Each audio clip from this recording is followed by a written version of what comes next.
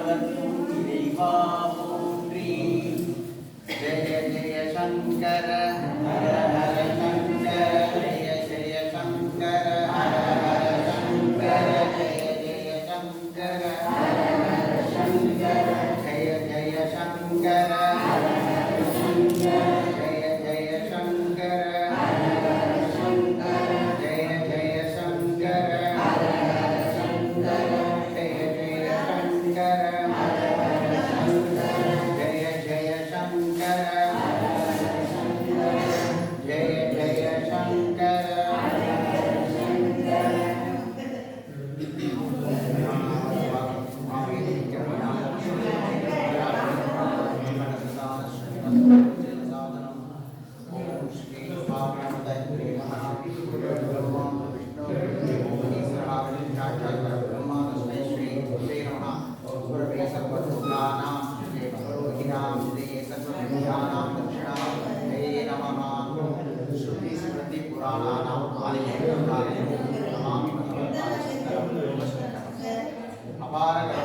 மாமி மாமி கொஞ்சம் மெதுவா பேசுப்போ. இந்த மைக் இல்லாததுனால அது முன்னாடி வருது. கொஞ்சம் மெதுவா.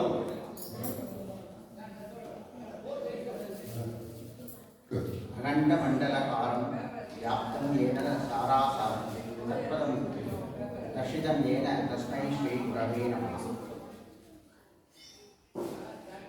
இங்கு வந்திருக்கின்ற அனைத்து ஆன்மீக பெருமக்களுக்கும் என்னுடைய நமஸ்காரத்தை தெரிவிச்சுக்கிறேன்.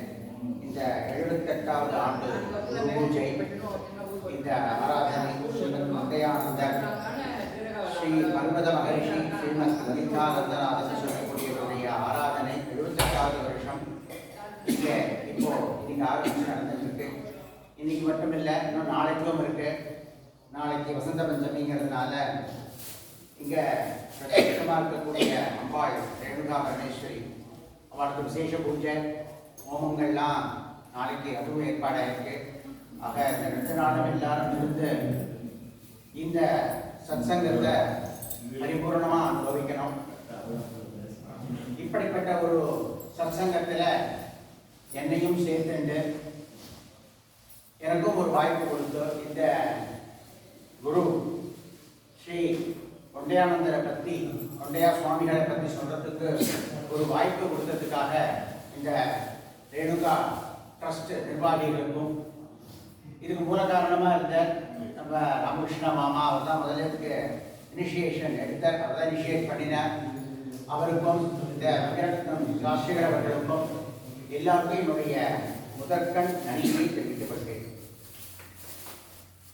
இன்னொரு 1 மணி நேரம் இவரை பற்றி நிறையா சொல்லலாம். குருவோட மகிமையை பற்றி நமக்கு நிறையா சொல்லலாம். ஒரு 1 மணி நேரம் என்னெல்லாம் சொல்ல முடியுமோ அதெல்லாம் சொல்லுவோம். எதெல்லாம் நம்ம இன்னும் அவரை பற்றி தெரிஞ்சுக்க முடியுமோ, தெரியாததெல்லாம் நம்ம இன்னைக்கு தெரிஞ்சுக்க முடியுமோ அதெல்லாம் தெரிஞ்சுக்கலாம். அவருடைய அற்புதங்களை பற்றி எல்லாம் நம்ம இன்னைக்கு எவ்வளவு முடியுமோ அவ்வளோ. ஏன்னா எனக்கு 1 மணி நேரம் தான் கொடுத்துருக்கா. ஸோ அதில் எவ்வளவு சொல்ல முடியுமோ நான் அவ்வளவு சொல்கிறேன். அதுக்கு முன்னாடி இப்படி ஒரு சத்சங்கம் ரொம்ப நல்லா பண்ணிட்டு இருக்கா அப்படிங்கிற பொழுது இது ஒரு பெரிய விஷயம். இந்த சத்சங்க சகவாச பலன் அப்படிங்கிறதே ஒரு தனி. இன்னைக்கு எல்லாரும் அப்பாவுடைய காரியத்தெல்லாம் விட்டுட்டு இங்கே வந்து இதில் கலந்துட்டு இருக்கேன் அப்படின்னா இதெல்லாம் வந்து பூர்வ ஜென்ம புண்ணியம்.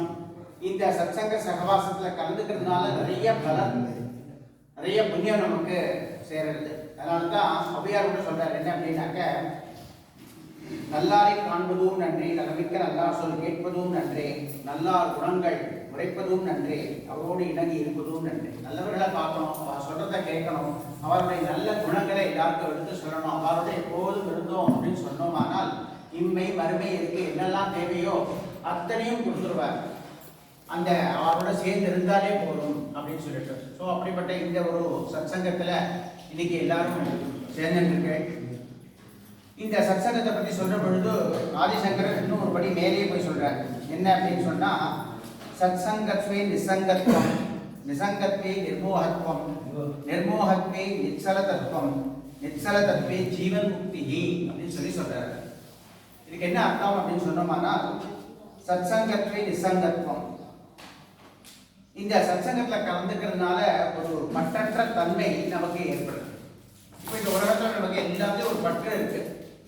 இது என்னுடைய என்னுடைய அம்மா, இது என்னுடைய அப்பா, இது என்னுடைய பையன், இது என்னுடைய பொண்ணு, இப்படி எல்லாத்தையும் பற்று வச்சுட்டு இருக்கோமோ, இந்த அதுலேருந்து அந்த பற்றுலேருந்து இந்த சத்சங்கத்தில் நம்ம கலந்துக்கிறதுனால ஒரு பற்றற்ற தன்மை ஏற்படுறது அப்படின்னு சொல்றாரு.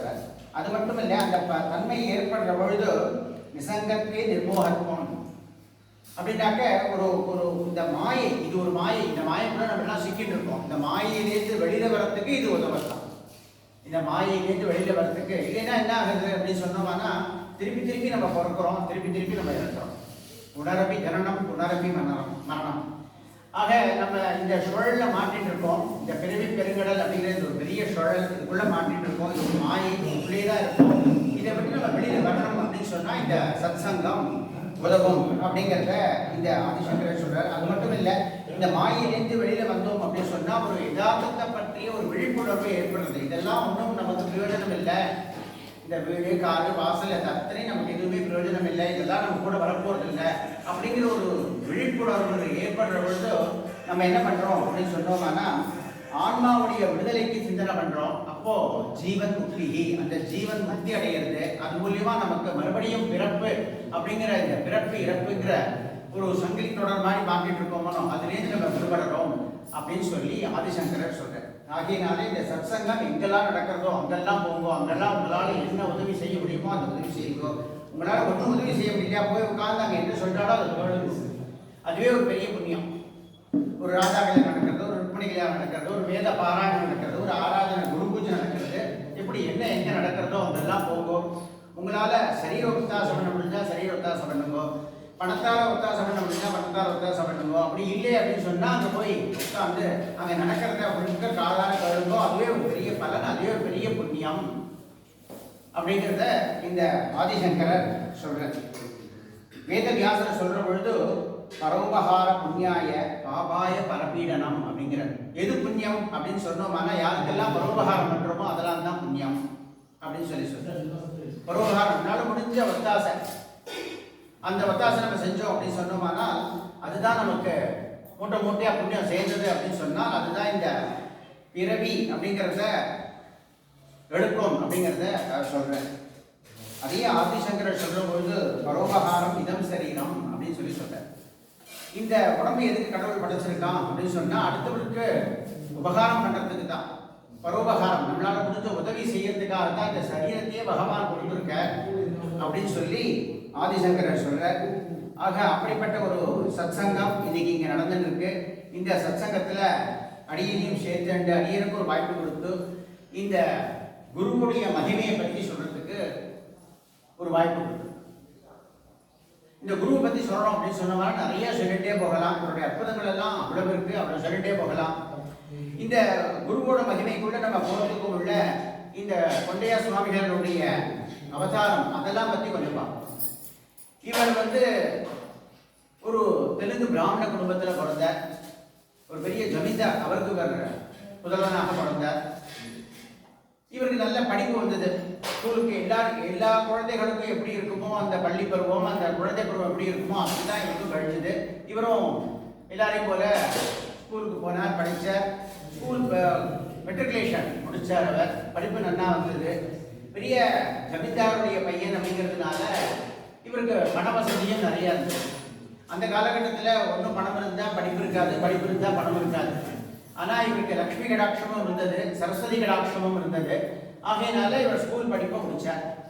ஸ்கூல் படிப்பை முடித்ததும் எல்லாருமே ஒரு இது இருக்கத்தானே இருக்கும், அடுத்தது நம்ம என்ன பண்ணணும் அப்படிங்கிற ஒரு யோசனை இருக்கும். ஆக இவருக்கும் அதே போல் அடுத்தது நம்ம என்ன பண்ணுறது அப்படிங்கிற ஒரு யோசனை வந்தது. ஜமீன்தார் அப்படிங்கிறதுனால நிறைய நிலப்பலங்கள்லாம் இருந்தது. அப்போ இந்த விவசாயமே பண்ணலாமா அப்படிங்கிற ஒரு கேள்வி இருந்தது. அப்படி இல்லை அப்படின்னு சொன்னோம்னா படிச்சிருக்கோம், இந்த படிச்சதுக்கு தகுந்த மாதிரி ஒரு வேலை சேர்த்துக்கலாமா, ஒரு வேலை பார்க்கலாமா அப்படிங்கிற அந்த ஒரு எண்ணமும் இவருக்கு ஏற்பட்டது. என்ன பண்ணுறது அப்படிங்கிறது ஒரு முடிவெடுக்கலை. அப்படி இருந்துட்டு இருக்கிற பொழுது ஒரு நாளைக்கு என்ன ஆச்சு, இந்த ஊருக்கே ஒரு சுவாமிகள் ஒருத்தர் வந்தார், ஒரு செயின்ட், ஒரு முனிவர் ஒருத்தர் இங்கே வந்தார். அவர் எப்படி அப்படின்னாக்க அவருடைய கை ரேகையை பார்த்தே சொல்லிடுவார். அவருடைய எதிர்காலம் என்ன அப்படிங்கிறத அந்த ரேகையை பார்த்தே சொல்லிடுவார். அவர் சொன்னாங்கன்னா அவ்வளவு சரியா இருக்கும், ரொம்ப துல்லியமாக அவர் சொல்லுவார். அப்படிப்பட்ட ஒரு முனிவர் ஒருத்தர் இந்த ஊருக்கே வந்தாருங்க. அவர்கிட்ட போய் நிறைய பேர் எல்லாரும் அவா கையை காமிச்சு கேட்டா. எல்லாருக்கும் அந்த ஆசை இருக்குமோ, எதிர்காலம் எப்படி இருக்கு என்ன தெரிஞ்சுக்கணும் அப்படின்னு சொல்லிட்டு எல்லாரும் அவா கையை கொண்டு போய் காமிச்சு எல்லாருக்கும் அவர் சொன்னார். அப்படிங்கிற பொழுது இந்த கொண்டையாக்கும் ஆசை வந்தது. ஆஹா, நம்மளும் என்ன பண்ண போறோம் தெரியலையே, நம்மளோட எதிர்காலம் எப்படி இருக்கும் என்னன்னு தெரியலையே, நம்மளும் கொண்டு போய் விட்டு காமிச்சா என்னன்னு சொல்லிட்டு அவரும் ஒரு கையை கொடுத்து இந்த சுவாமிகள்கிட்ட கையை காமிக்கிறார். காமிச்சதும் அப்படி பார்த்தா இப்படி ஒரு கை நான் இது பார்த்ததே இல்லைங்கிறார். அப்படிப்பட்ட ரேகை இதுல ஓடுறது. இந்த கை ஏதோ பணம் சம்பாதிக்கிறதுக்காக ஏற்படுத்த கையே கிடையாது. இந்த கை ஏதோ இந்த உலகத்துல எல்லாரும் வாழற மாதிரி வாழறதுக்காக ஏற்படுத்தப்பட்ட கையே கிடையாது.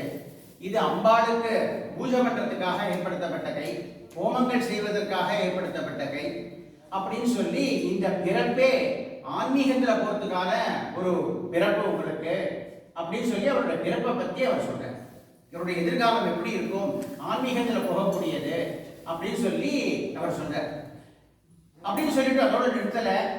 இந்த மாதிரி நீங்க ஆன்மீகத்துல போகணும் அப்படின்னு சொன்னா அதுக்கு ஒரு இனிஷியேஷன், ஒரு ஆரம்பம், இங்கே ஒரு இடத்துல நடக்கிறோமோ, ஒரு உபதேசம் நடக்கிறோமோ, தேவியே அம்பாளே என்ன அமைச்சிருக்கா போல இருக்கு, அதுக்காக தான் இந்த கிராமத்துக்கு நான் இங்கே வந்திருக்கேன், அந்த வேலையை நானே செய்கிறேன், உங்களுக்கு உபதேசம் பண்றேன் அப்படின்னு சொல்லி நீங்க நாளைக்கு காலம்பரம் சீக்கிரமா இங்க வந்துருங்க அப்படின்னு சொல்லி அந்த கொண்டையார்கிட்ட சொல்றேன். இவர் சரிங்க மறுநாள் காலம்பர சீக்கிரமாவே எழுந்தார், நேரா வந்தார். அதான் அந்த ஒரு பக்கத்துல ஏதோ ஒரு குடம் ஒண்ணு இருக்குன்றான். இப்ப இருக்கா இல்லையா தெரியல எனக்கு, அதான் சொல்லணும். குளம் இருக்கு. அந்த குளத்துல போய் ஸ்நானம் பண்ண சொன்னார். ஸ்நானம் பண்ணிட்டு வந்ததும் இந்த சுவாமிகள் அவருக்கு உபதேசம் பண்றார். இவருக்கு ஏற்கனவே பூனல் போட்டாச்சு. அப்பவே இவருக்கு காயத்ரி மந்திரம் உபதேசம் பண்ணியாச்சு. அப்பா குருவா இருந்து அப்பயே உபதேசம் ஆயிடுச்சு. இருந்தாலும் இந்த சுவாமிகள் மறுபடியும் அவருக்கு காயத்ரி மந்திரத்தை உபதேசம் பண்றார். அந்த உபதேசத்தை வாங்கிக்கிறார். வாங்கிட்ட அப்புறம் அவர் சொல்றார், தினம் இந்த மந்திரத்தை நீ 1008 தடவை சொல்லணும் அப்படின்னு சொல்லிட்டு சொல்றார். என்னமோ இதுக்கு தான் இவன் காத்துட்டு இருந்தா போல இந்த கொண்டையா அவர்கள் என்ன பண்ணினார், சரின்னார். அன்னியிலேருந்து அந்த மந்திரத்தை தினம் ஜபம் பண்ண ஆரம்பிச்சார். இது எப்படி இருக்கு அப்படின்னு சொன்னோம்னா, இந்த காட்டுல ஒரு சின்ன தீப்பொறி, அந்த தீப்பொறி இருக்கும். திடீர்னு பார்த்தா ஒரு பெரிய காத்து அடிக்கும். அந்த காத்து அடிச்ச உடனே இந்த தீப்பொறி என்ன ஆகும், அப்படியே பெருசா ஒரு நெருப்பா மாதிரி ஒரு காட்டு தீயாவே மாறிடும். அது போல ஏற்கனவே மனசுல இருந்திருக்கு, அந்த ஆன்மீக எண்ணங்கள்லாம் நிறைய இருந்திருக்கு. இவர் அதை ஆரம்பிச்சு வைக்கவும், இவர் உபதேசம் பண்ணவும் இவர் அதை நல்லா கெட்டியா பிடிச்சிட்டு தினம் ஜபம் பண்ண ஆரம்பிச்சார்.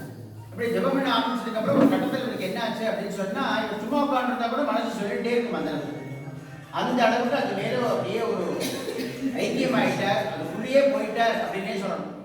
இவர் இந்த உலகத்தெல்லாம் மறந்துட்டார், இந்த பணம் சம்பாதிக்கிறதெல்லாம் மறந்துட்டார், இங்க விவசாயம் பண்ணணுங்கிறதெல்லாம் மறந்துட்டார், வேலைக்கு போகணும் அதெல்லாம் மறந்துட்டார். இதையே தியானம் பண்ண ஆரம்பிச்சுட்டார், இதையே ஜபம் பண்ண ஆரம்பிச்சுட்டார். அதுவே இவருக்கு ஒரு சக்தி கொடுத்தார் அப்படி சொல்லிட்டே வந்தாருங்க. அந்த காலத்துல எப்படி அப்படின்னா பால்ய விவாகம். இவருக்கு ஸ்கூல் போற பொழுதே கல்யாணமே ஆயிடுச்சு. ஸ்கூல் போற பொழுதே இவருக்கு கல்யாணம்லாம் ஆயிடுச்சு. ஆக கல்யாணம் ஆயிடுத்து, மனைவி இருக்கா. அப்படி இருக்கிற போது இவர் இந்த ஜபதபங்கள்லாம் நிறைய பண்ண ஆரம்பிச்சார். இப்ப என்ன ஆகுதுன்னா, ஊர்ல இருக்கிறவங்கலாம் சில பேர்லாம் பேசுறாங்க, என்ன ஒரு கல்யாணம் ஆனவர், ஒரு கிரகஸ்தர், அப்படி இருக்கிற போது எப்ப பார்த்தாலும் ஜபம் தபம் சொல்லிட்டு இப்படி உட்கார்ந்துட்டு இருக்காரு. இப்படியே பண்ணிட்டு இருந்தா என்ன அர்த்தம், ஒரு கிரகஸ்தா இந்த மாதிரி பண்ணலாமா, இது பண்ணினா ஊருக்கு நல்லது இல்லையே அப்படின்ற மாதிரி எல்லாம் பேசுறா. அதை காதுக்கே கேட்கறது. அப்ப இவருக்கு ஒரு குழப்பம் ஏற்பட்டு போகுது. ஆஹா, நம்ம இதெல்லாம் பண்ணலாமா கூடாதா அப்படிங்கிற ஒரு எண்ணம், நம்ம இப்படி ஒரு கிரகஸ்தனா இருந்துட்டு இதையும் பண்ணலாமா அப்படிங்கிற ஒரு கேள்வி அவர் மனசிலேயே எழுப்புறது, ஒரு குழப்பம் ஏற்படுறது. இந்த கேள்விக்கு அவருக்கு விடை கிடைக்கணும்னு அவர் நினைக்கிறார். சரி, இது யார் பதில் சொல்லுவா அப்படின்னா, இங்க அருணாச்சலேஸ்வரர் தான் பதில் சொல்லணும் அப்படின்னு சொன்னார். மறுநாள் காலத்துல எழுந்தார், ஒரு துணியை எடுத்தார், அந்த துணியில கொஞ்சம் கஞ்சி மாவை போட்டார், அதையும் கொஞ்சம் நெய்யை விட்டு அப்படியே பிசைஞ்சார், அதை ஒரு மூட்டையா கட்டிட்டார். நேரா திருவண்ணாமலைக்கு போயிட்டார். அங்க போனா அந்த ஒரு சின்ன குகை, அந்த குகைக்குள்ள போய் உட்கார்ந்துட்டார். அவர் தியானம் பண்ண ஆரம்பிச்சார்.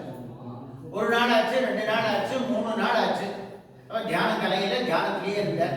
அப்படி தியானம் பண்ணிட்டே இருக்கிற பொழுது என்னாச்சு, திடீர்னு பார்த்தா அவருக்கு முன்னாடி ரமண மகரிஷி பிரத்யட்சமானார். பிரத்யட்சமாயி அவர்கிட்ட சொல்றார், இப்ப யார் சொன்னது அந்த மாதிரி, ஒரு ரகஸ்தனா இருந்துட்டு ஜபதபங்கள்லாம் பண்ணக்கூடாதுன்னு யார் சொன்னது? அந்த மாதிரிலாம் எதுவும் கிடையாது. ரகஸ்தனா இருந்துட்டு தாராளமாக அதை பண்ணலாமே அப்படின்னு இந்த ரமண மகரிஷி அவருக்கு முன்னாடி வந்து அப்படியே சொல்றாரு. இந்த உடம்புங்கிறது என்ன? அதுவா கிரகஸ்தன். அப்ப நீ ஜபம்னு பண்றியே, அது யாரு கிரகஸ்தனா பண்றான்? இல்லையே. அப்ப உனக்குள்ள ஏதோ ஒண்ணு இருக்கு, அதுதானே அந்த ஜபத்தை பண்றது. அப்படி இருக்கிற போது இதுக்கு அதுக்கும் சம்பந்தம் இல்லை, இதனால அது ஒரு முரண்பாடான விஷயம் கிடையாது, அதனால நீ தாராளமா பண்ணலாம் அப்படின்னு சொல்லி ரமண மகரிஷி அவருக்கு முன்னாடி பிரத்யட்சமாகி அவர்கிட்ட சொல்றாரு. இவர் தியானம் பண்ணிட்டே இருக்க, இந்த குரல் கேட்கறது, டவுக்குன்னு கண்ட திறந்து பார்க்கிறார், பார்த்தா எழுத்தாப்புல ஒத்துருமே இல்லை. ஆனா இந்த குரல் இன்னமும் கேட்கறது, ஆஹா சொந்த குரல் என்ன கேட்கறதே அப்படின்னு சொல்லிட்டு அப்ப நம்ம கேள்விக்கு விட கிடைச்சிருந்தோ அப்படின்னு தோன்றது. இருந்தாலும் இவருக்கு ஒரு சந்தேகமா இருக்கு. வந்து சொன்னது யாரு தெரியலையே, பகவான் அருணாச்சலேஸ்வரரே ரமண மகரிஷியா வந்து நமக்கு சொன்னாரா, இதுதான் இதுக்கு விடையா அப்படின்னு ஒரு சந்தேகம் ஏற்பட்டது. சரி, இது இன்னும் கொஞ்சம் நம்ம நன்னாவே ஊர்ஜிதம் பண்ணிக்கணும் அப்படிங்கிறதுக்காக அங்கே எழுந்தார். நேரா ரமண மகரிஷி இருக்கக்கூடிய இடத்துக்கே போறார். அங்க போனா அவர் ரமண மகரிஷி உட்கார்ந்துட்டு இருக்கார். இவர் உள்ள போறார். உங்களுக்கே தெரிஞ்சிருக்கும், ரமண மகரிஷி ரொம்ப பேசக்கூடிய டைப்பே கிடையாது, யாரோடய ரொம்ப பேசவே மாட்டார். இவர் இங்கேருந்து உள்ள போறார். இப்படி இவர் அவரை பார்க்கிறார், அவர் இவரை பார்க்கிறார். ரெண்டு பேரும் ஒருத்தர் பார்த்துக்கிறார், அவ்வளவுதான். ஒன்றும் பெருசா ஒன்றும் இவரும் ஒன்றும் பேசவே இல்லை, அவரும் ஒன்றும் பேசவே இல்லை. கொஞ்ச நாள் ஆச்சு, எப்படி ஒருத்தர் பார்த்துட்டே இருந்தா. அதுக்கப்புறம் அவர் ரமண மகரிஷி இவரை பார்த்து ஒரு லேசா ஒரு சிரிப்பு சிரிச்சார். சிரிச்சு இப்படி ஒரு மண்டையை ஒரு ஆட்டினேன், அவ்வளவுதான். அதாவது என்ன அர்த்தம், எல்லாம் ஆமா உண்மை கரெக்டு, நான் தான் வந்தேன், உனக்கு நான் தான் எல்லாம் சொன்னேன் அப்படிங்கிற மாதிரி அப்படியே ஒரு மண்டையை ஆட்டுற. அப்படியே மண்டையை ஆட்டோடனே இவருக்கு புரிஞ்சு பெற்றது, பரமேஸ்வரன் தான், அப்படி அருணாச்சலேஸ்வரன் தான் ரமண மகரிஷியா வந்து நமக்கு அங்கே நம்மளுடைய சந்தேகத்தை தீர்த்து வச்சு கேள்விக்கு பதில் சொல்லியிருக்கார் அப்படிங்கிறது இவருக்கு புரிஞ்சு பெற்றது. அப்படின்னா இனிமே நமக்கு ஒன்றும் குழப்பமே கிடையாது, நம்ம கிரகஸ்தனாகவும் இருக்கலாம், அதே நேரத்தில் இந்த பக்கம் ஜபதபங்கள்லாம் பண்ணலாம் அப்படின்னு சொல்லிட்டு நேராக மறுபடியும் இங்கேயே வர. இங்கேயே வந்து மறுபடியும் அவர் ஜபதபங்கள்லாம் பண்றாரு. இப்போ இன்னும் வீரியம் ஜாஸ்தியாயிடுது. இப்போ எல்லாம் குழப்பம்லாம் தீர்ந்து போயிட்டோம். அதனால இன்னும் நிறைய நேரம் பார்த்தேன்னா எப்போ பார்த்தாலும் ஜபம் தபம் இதுதான் இருக்கு. எப்போ பார்த்தாலும் தியானத்திலேயே உட்கார்ந்துட்டு இருக்கார், அதிலேயே ஒழுகி போறார், அதையே பண்ணிட்டு இருக்கார். இப்போ என்ன ஆகுது, இவர் தன்னுடைய குருவா இப்போ இந்த ரமண மகரிஷியை தன்னுடைய குருவா ரமண மகரிஷியை எடுத்துக்கிறார். அவர் தன்னுடைய கடிதங்கள் எல்லாம் பார்த்தோம்னா இன்னும் நிறைய கடிதங்கள்லாம் இருக்கு அப்படிங்கிறார். அதுல எல்லாம் மேல அவர் எழுதியிருப்பார் என்ன அப்படின்னாக்க, ஓம் நமோ பகவதே ஸ்ரீ ரமணாய அப்படின்னு சொல்லிட்டு. ஸோ அதுலேருந்து நமக்கு ஊர்ஜிதமானது என்ன, இவருடைய குருவா அவர் வந்து ரமண மகரிஷியை தான் எடுத்துருக்கார் அப்படின்னு சொல்லிட்டு. இப்போ இங்க வந்தார், இங்க இன்னொன்று கொஞ்சம் ஜாஸ்தி பண்ண ஆரம்பிச்சார். ஜபதவங்கள்லாம் ஜாஸ்தியாச்சு. அம்பாளுடைய படம் தான் முதல்ல அவர் வச்சு பூஜை பண்ணிட்டு இருந்தார். இந்த விக்கிரகம் எல்லாம் இப்போ கிடையாது, அம்பாளுடைய படம் அதை வச்சு பூஜை பண்ணிட்டு இருந்தார். இந்த அம்பாளை இவர் தள்ளி தள்ளின்னு சொல்லுவார். தெலுங்குல தள்ளினா அம்மான்னு, இவர் தள்ளி தள்ளி அம்மா அம்மான்னு சொல்லிட்டு இந்த அம்பாள் இவர்கிட்ட பிரத்யட்சமா வந்து பேசுறார்.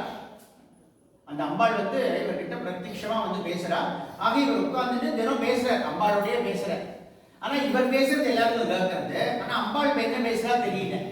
ஆனா இவர் பேசுறதுல இருந்து இந்த தள்ளி தள்ளின்ற வார்த்தையை அதிகமாக யூஸ் பண்றதுனால இவர் அம்பாள்கிட்ட பேசிட்டு இருக்கார் அப்படிங்கிற விஷயம் எல்லாருக்கும் தெரியுது. அந்த அளவுக்கு அம்பாள் இவருக்கு பிரத்யட்சமாகி தினம் பேசுறா.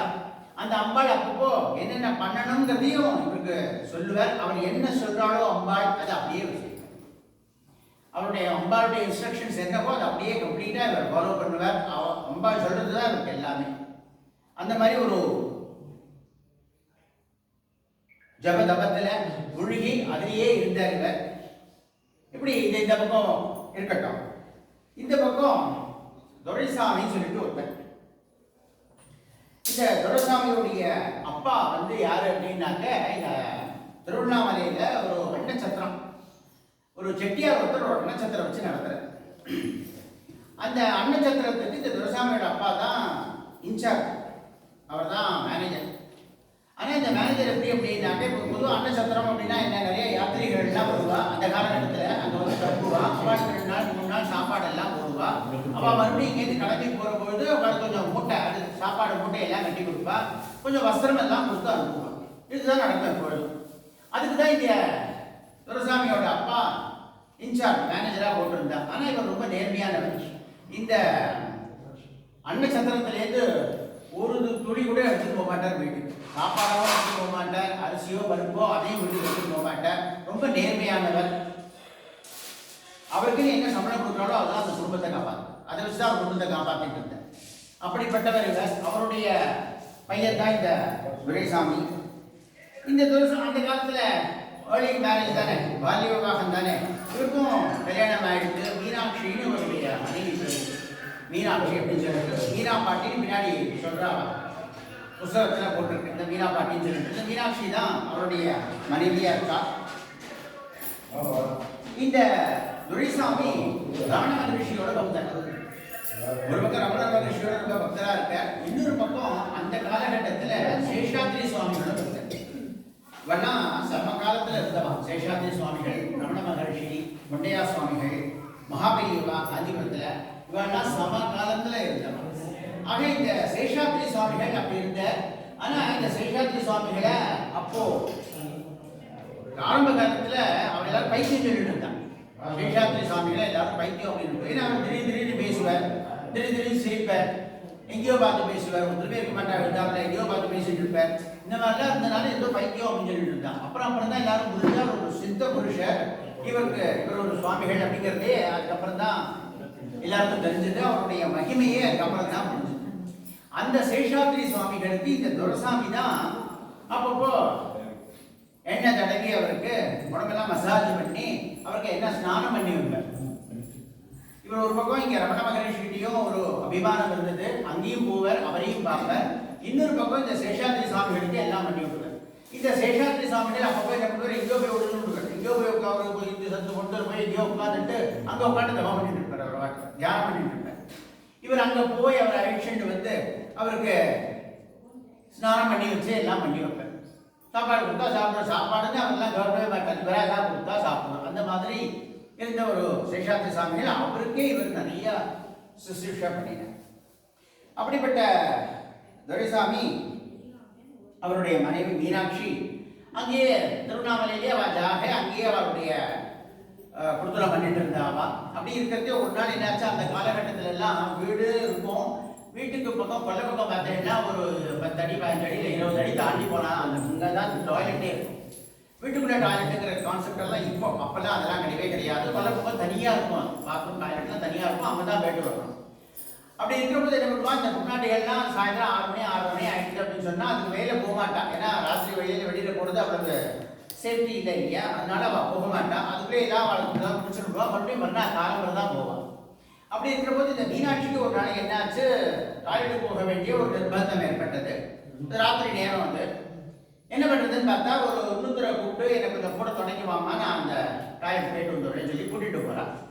போயிட்ட போது போயிடுறா. இந்த அம்மா உள்ள போனதும் உள்ள போயிடுறா. வெளியில வந்து பாக்குறா, இந்த அம்மாவை காணும், படைக்க வந்து அம்மாவை காணும்.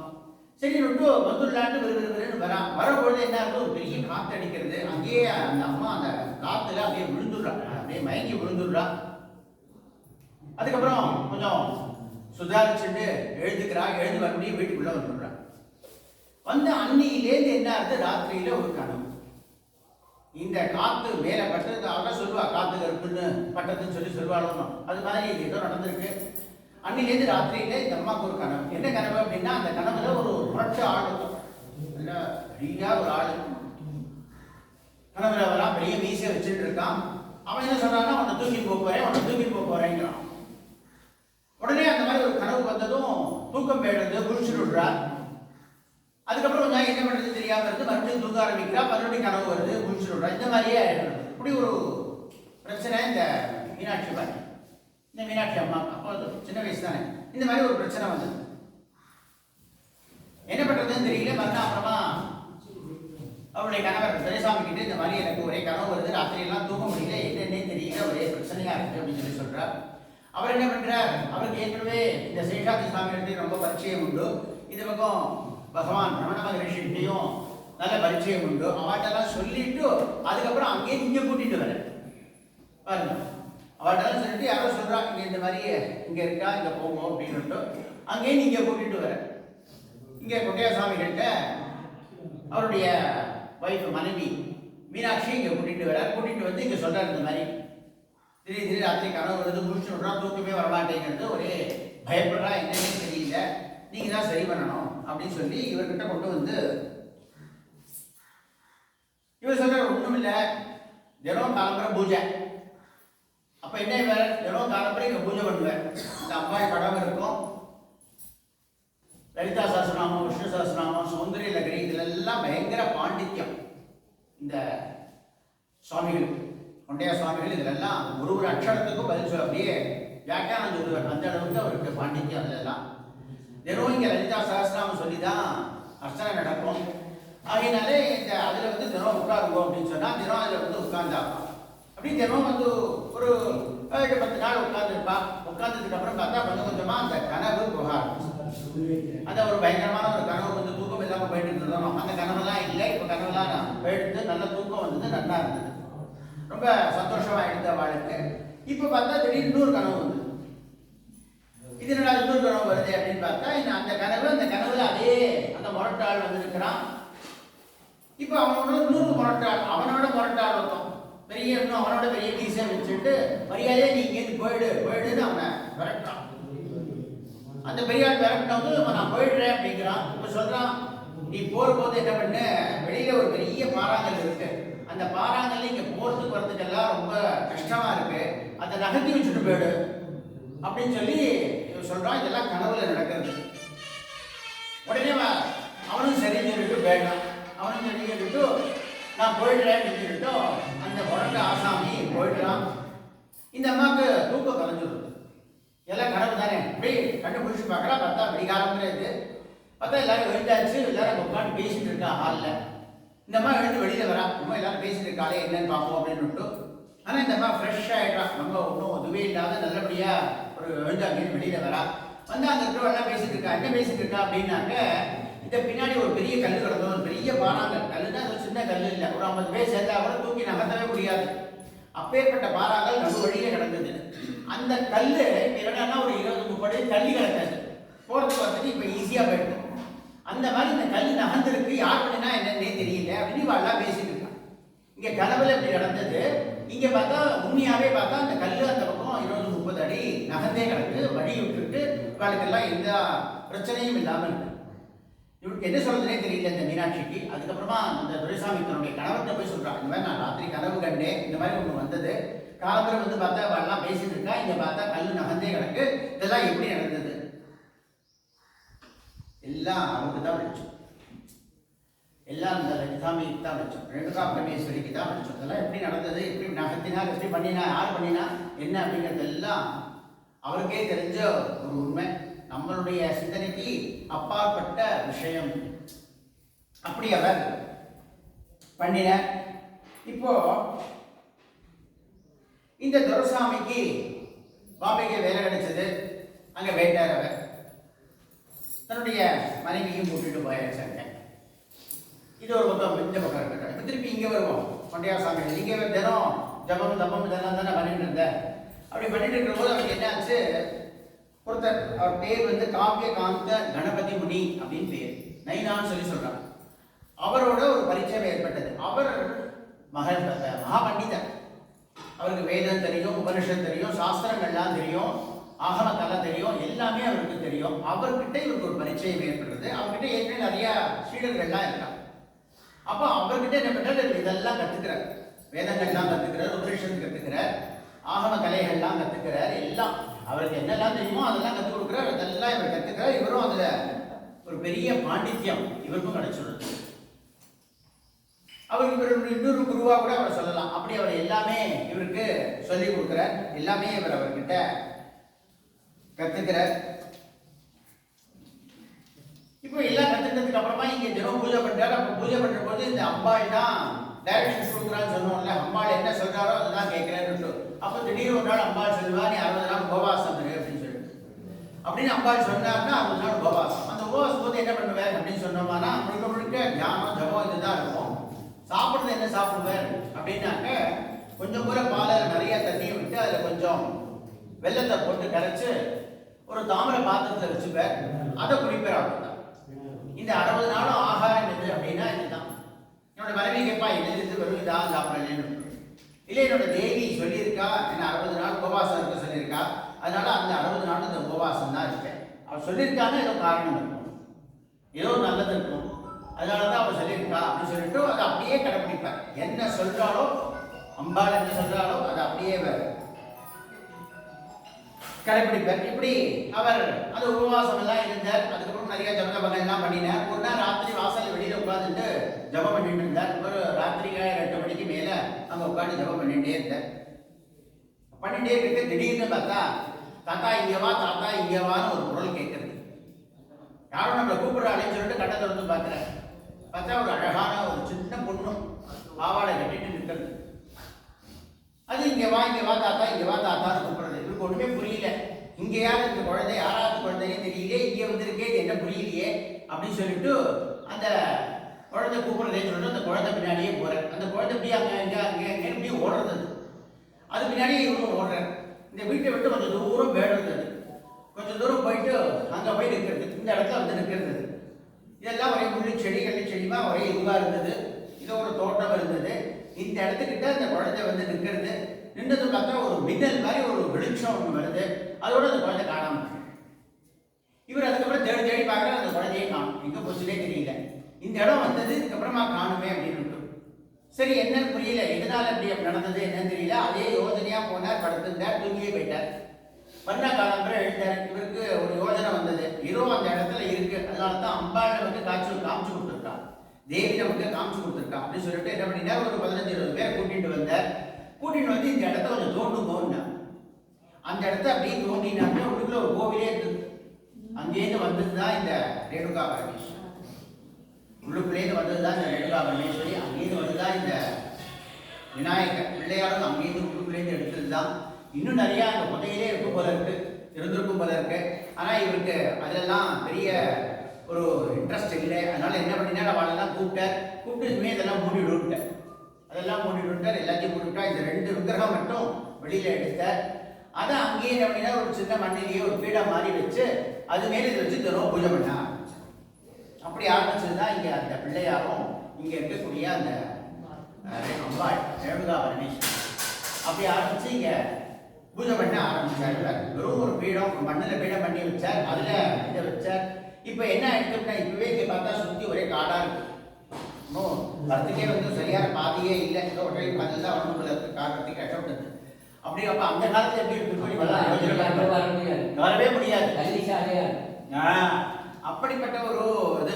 அப்ப இவருக்கு என்ன தோணித்து அப்படின்னு சொன்னா, இந்த அம்பாள் சிலையும் பிள்ளையார் சிலையும் நம்ம வச்சிருக்கோமே, ஏதாவது ஆயிடுச்சுன்னா நம்மளுக்கு யாராவது தூக்கி போயிட்டாங்கன்றது, இல்லை ஏதாவது மிருகங்கள் வந்து இதாக பண்ணிட்டுனா என்ன பண்றதுன்னு இதை காப்பாற்றணும், இதுக்கு ஒரு கோவில் கட்டணும்னு அது பக்கத்திலேயே உட்காந்துருக்காரு. ராவும் பகலும் அதுக்கு காவல். இவர் குடும்பத்தெல்லாம் மறந்துவிட்டார், சாப்பாடெல்லாம் மறந்துவிட்டார், எல்லாம் மறந்து இந்த அம்பாளை எப்படியாவது காப்பாற்றணும், இந்த அம்பாளுக்கு எப்படியாவது கோவில் கட்டணும் அப்படின்னு சொல்லி இங்கேயே உட்காந்துருந்தார்.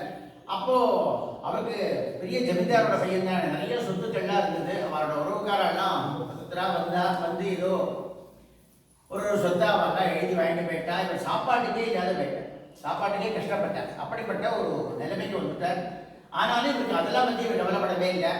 இந்த அம்பாளுக்கு கோவில் கட்டணும், இந்த அம்பாளுக்கு நித்திய பூஜை பண்ணணும், அதுக்கு ஏதாவது வழி பண்ணணும் நம்ம அப்படின்னு சொல்லி அதுவே தியானமா, அதுவே ஒரு யோஜனையா அவர் அங்கேயே அப்படியே உட்கார்ந்து இருந்தார். அவர் என்ன பண்றது அப்படின்னு தெரியாம.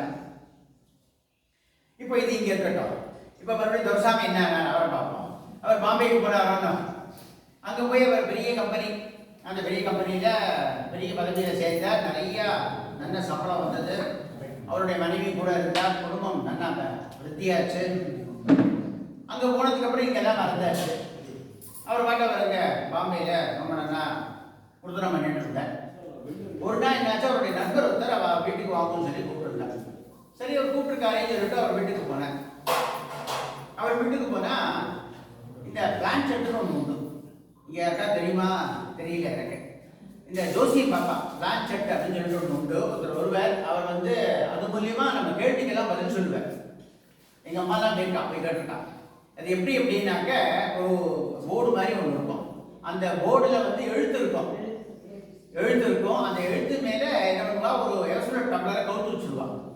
இந்த பிளான் செட் சொல்றவர் என்ன பண்ணுவார், அது மேலே கையை வச்சுப்பார். யாருக்கு என்ன பண்ணுமோ அவள் எதிராளி வந்து கேள்வி கேட்பான். என் மாட்டை 2 நாளா காணுங்க, எங்க போச்சு பார்த்து சொல்லுங்க அப்படின்னு சொன்னா இந்த கை வச்சுட்டு இருக்காரோ இது என்ன பண்ணும், கொஞ்சம் கொஞ்சமா இந்த டம்ளர் நகரும் ஒரு எழுத்து மாரியா போய் உட்காரும்.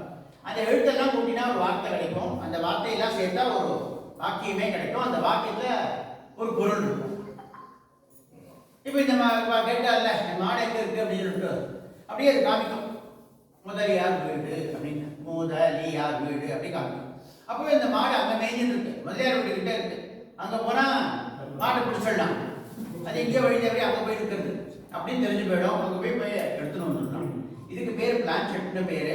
இந்த பிளான்செட்டு அங்க அன்னைக்கு இந்த துரசாமியோட நண்பருடைய வீட்டுல யாரோ வந்திருந்தா அதை பண்ணிட்டு இருந்தா, அவ ஏதோ கேள்வி கேட்டு இதை பார்த்ததும் இவருக்கு ஒரு யோசனை தோணிச்சு, ஆஹா நம்மளும் ஏதாவது ஒரு கேள்வி கேட்கலாமே அப்படின்னு சொல்லிட்டு இவருக்கு என்ன பண்ணினாங்க, அங்க போயிட்டு என்னுடைய குரு, எனக்கு ஒரு நல்ல குரு வேணும், என்னோட குரு யாரு அப்படிங்கிறத காமிச்சு கொடுக்கணும், என்னோட குரு யாரு அப்படின்னு சொல்லி கேட்கிறேன். அப்படின்னு கேட்டதும் இந்த பிளான்செட்ல இந்த டம்ளர் ஒரு இடமா நகர்றது, உன்னோட குரு உனக்காக காத்துட்டு இருக்க, உன்னை எதிர்பார்த்துட்டு இருக்க அப்படின்னு வருது. இவருக்கு ஒண்ணுமே புரியல, அப்படியா என்னோட குரு எனக்காக காத்துட்டு இருக்காரா, என்ன எதிர்பார்த்துட்டு இருக்காரா, யார் அந்த குரு அப்படின்னு சொல்லிட்டு அவர் சிறுபாங்கத்துல இருக்க அப்படின்னு சொல்லி வருது. அப்பதான் இவருக்கு ஞாபகத்துக்கு வருது, ஆஹா நம்ம அங்க போனோமே, மீனாட்சிக்கு உடம்பு சரியில்லாத போது அங்கதானே கூட்டிட்டு போனோம், கனவெல்லாம் வந்த பொழுது அப்படிங்கிற அந்த பழசெல்லாம் ஞாபகத்துக்கு வருது, நம்ம மறந்தே போயிட்டோமே, இங்க வந்தோம் சுத்தமா மறந்துட்டோம் அப்படின்னு சொல்லி சரி உடனே நம்ம கிளம்பி போகணும் அப்படின்னு சொல்லிட்டு நம்மளுடைய குருவை காமிச்சு கொடுத்துட்டான்னு சொல்லிட்டு என்ன பண்ணினார், மறுநாளே அங்கேருந்து டிக்கெட்டை போட்டார், நேரா திருவண்ணாமலை வந்தார். அங்க போய் பகவான் ரமணரை பார்த்துட்டு அங்கேருந்து நேரா இங்க வந்துட்டார். நேரா இங்க வந்து பார்த்தா எப்படி இருக்கு, சொத்தெல்லாம் போயிடுத்தவருக்கு அந்த அந்த ரேணுகா பரமேஸ்வரி அம்பாளையும் கணபதியும் பார்த்துட்டு ஒரு உட்கார்ந்துட்டு இருக்க, சாப்பாட்டுக்கே கஷ்டம், பார்த்ததுக்கு கண்ணில் ரத்தமே வந்துருக்கு, எப்படி இருந்தவர் இப்போ எப்படி ஆகிட்டார் பாரு அப்படின்னு சொல்லிட்டு உடனே என்ன ஏற்பாடு பண்ணணுமோ அதெல்லாம் பண்ணலாம்னு சொல்லிட்டு விட்டுன்னு இல்லை ஏற்பாடு விட்டு நல்ல பண வசதி அப்படி நிறையா சம்பாதிச்சார் இல்லையா, பண வசதி இருக்குது, இங்கே சுற்று வட்டாரத்தில் இருக்கக்கூடிய இடத்தெல்லாம் வாங்கி போட்டார் அவர் பேரில். அந்த பூஜை அங்கே பண்ணுறதுக்கு என்ன உண்டோ அதுக்கு உண்டான வழியெல்லாம் பண்ணினார்.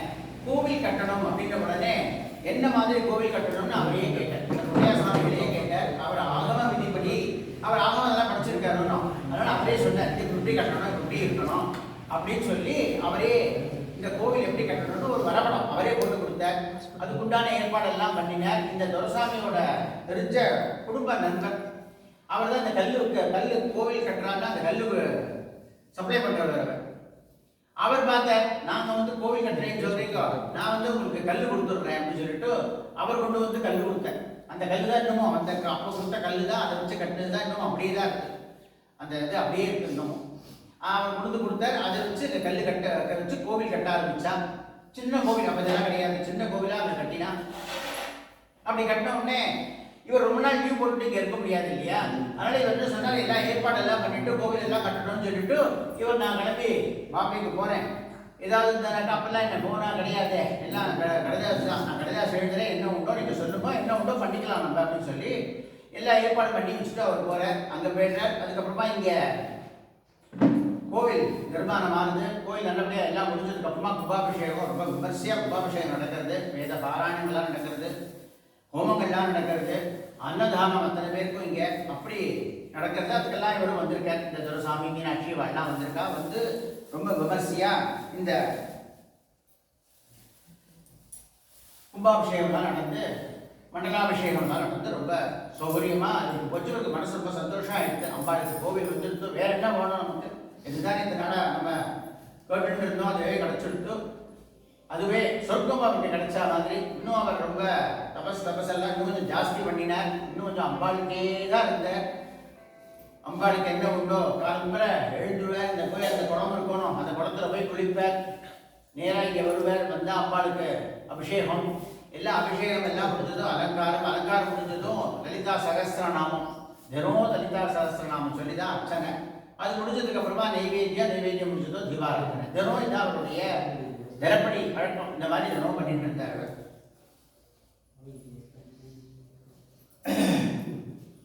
இந்த இந்த இந்த இடம் இருக்கே, இந்த இடத்துல வந்து ஒரு இது சொல்றா என்ன அப்படின்னாக்க, அகஸ்திய முனிவர் இந்த பக்கம் தெற்க வந்தாரணும். அப்படி வந்த பொழுது இந்த இடத்துல தான் ஆசிரமம் போட்டுட்டு இங்கே தான் தபஸ் பண்ணினார் அப்படின்னு சொல்லி சொல்றாங்க. அந்த இடம் இது அப்படின்னு ஒரு குறிப்பு இருக்கு. அவருடைய இருக்கலாம், அந்த இடத்துல தான் வந்து இதெல்லாம் நடந்திருக்கலாம். இப்போ இவருடைய இதுவும் இந்த அம்பாளத்தை கண்டெடுத்ததும் அந்த இடமா தான் இருக்கு. ஸோ அதுவும் ஒரு விசேஷமான ஒரு இடம், விசேஷமான ஒரு கோவில் இது. அவர் எத்தனை வருஷம் பூஜை பண்ணியிருக்கார், தினம் தவறாத பூஜை, சஹஸ்ரநாமத்தினால பூஜை அப்படி பண்ணி அங்கே அப்படி உருள் ஏற்றிருக்கார். அப்படிப்பட்ட அம்பாள் பரசித்தி பிரசாதி கேட்கிற வரத்தை கொடுக்கக்கூடிய ஒரு அம்பாளாக இங்கே எழுந்தருளியிருக்கார்.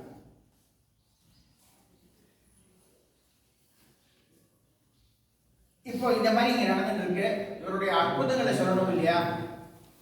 இந்த பொன்னையா சுவாமிகள் என்ன பண்ணினார்னா, அவருடைய காலகட்டத்தில் நிறைய பேருக்கு யாருக்கெல்லாம் என்னெல்லாம் வியாதி இருந்ததோ தீர்க்க முடியாத வியாதியெல்லாம் அவர் தீர்த்து வச்சார். இதெல்லாம் தீர்க்க முடியாது, அந்த வரைய டாக்டர்லாம் போவா வாழ ஒன்றும் பண்ண முடியாதுன்னு சொல்லுவா, இங்கே வருவா தீர்ந்து எல்லாம் சௌக்கியமாக சந்தோஷமாகிடுவாங்க. அப்படி வியாதியெல்லாம் தீர்த்து வச்சா, யார் யாருக்கு என்னென்ன கஷ்டமோ அந்த கஷ்டத்தெல்லாம் நிவர்த்தி பண்ணி வச்சார்.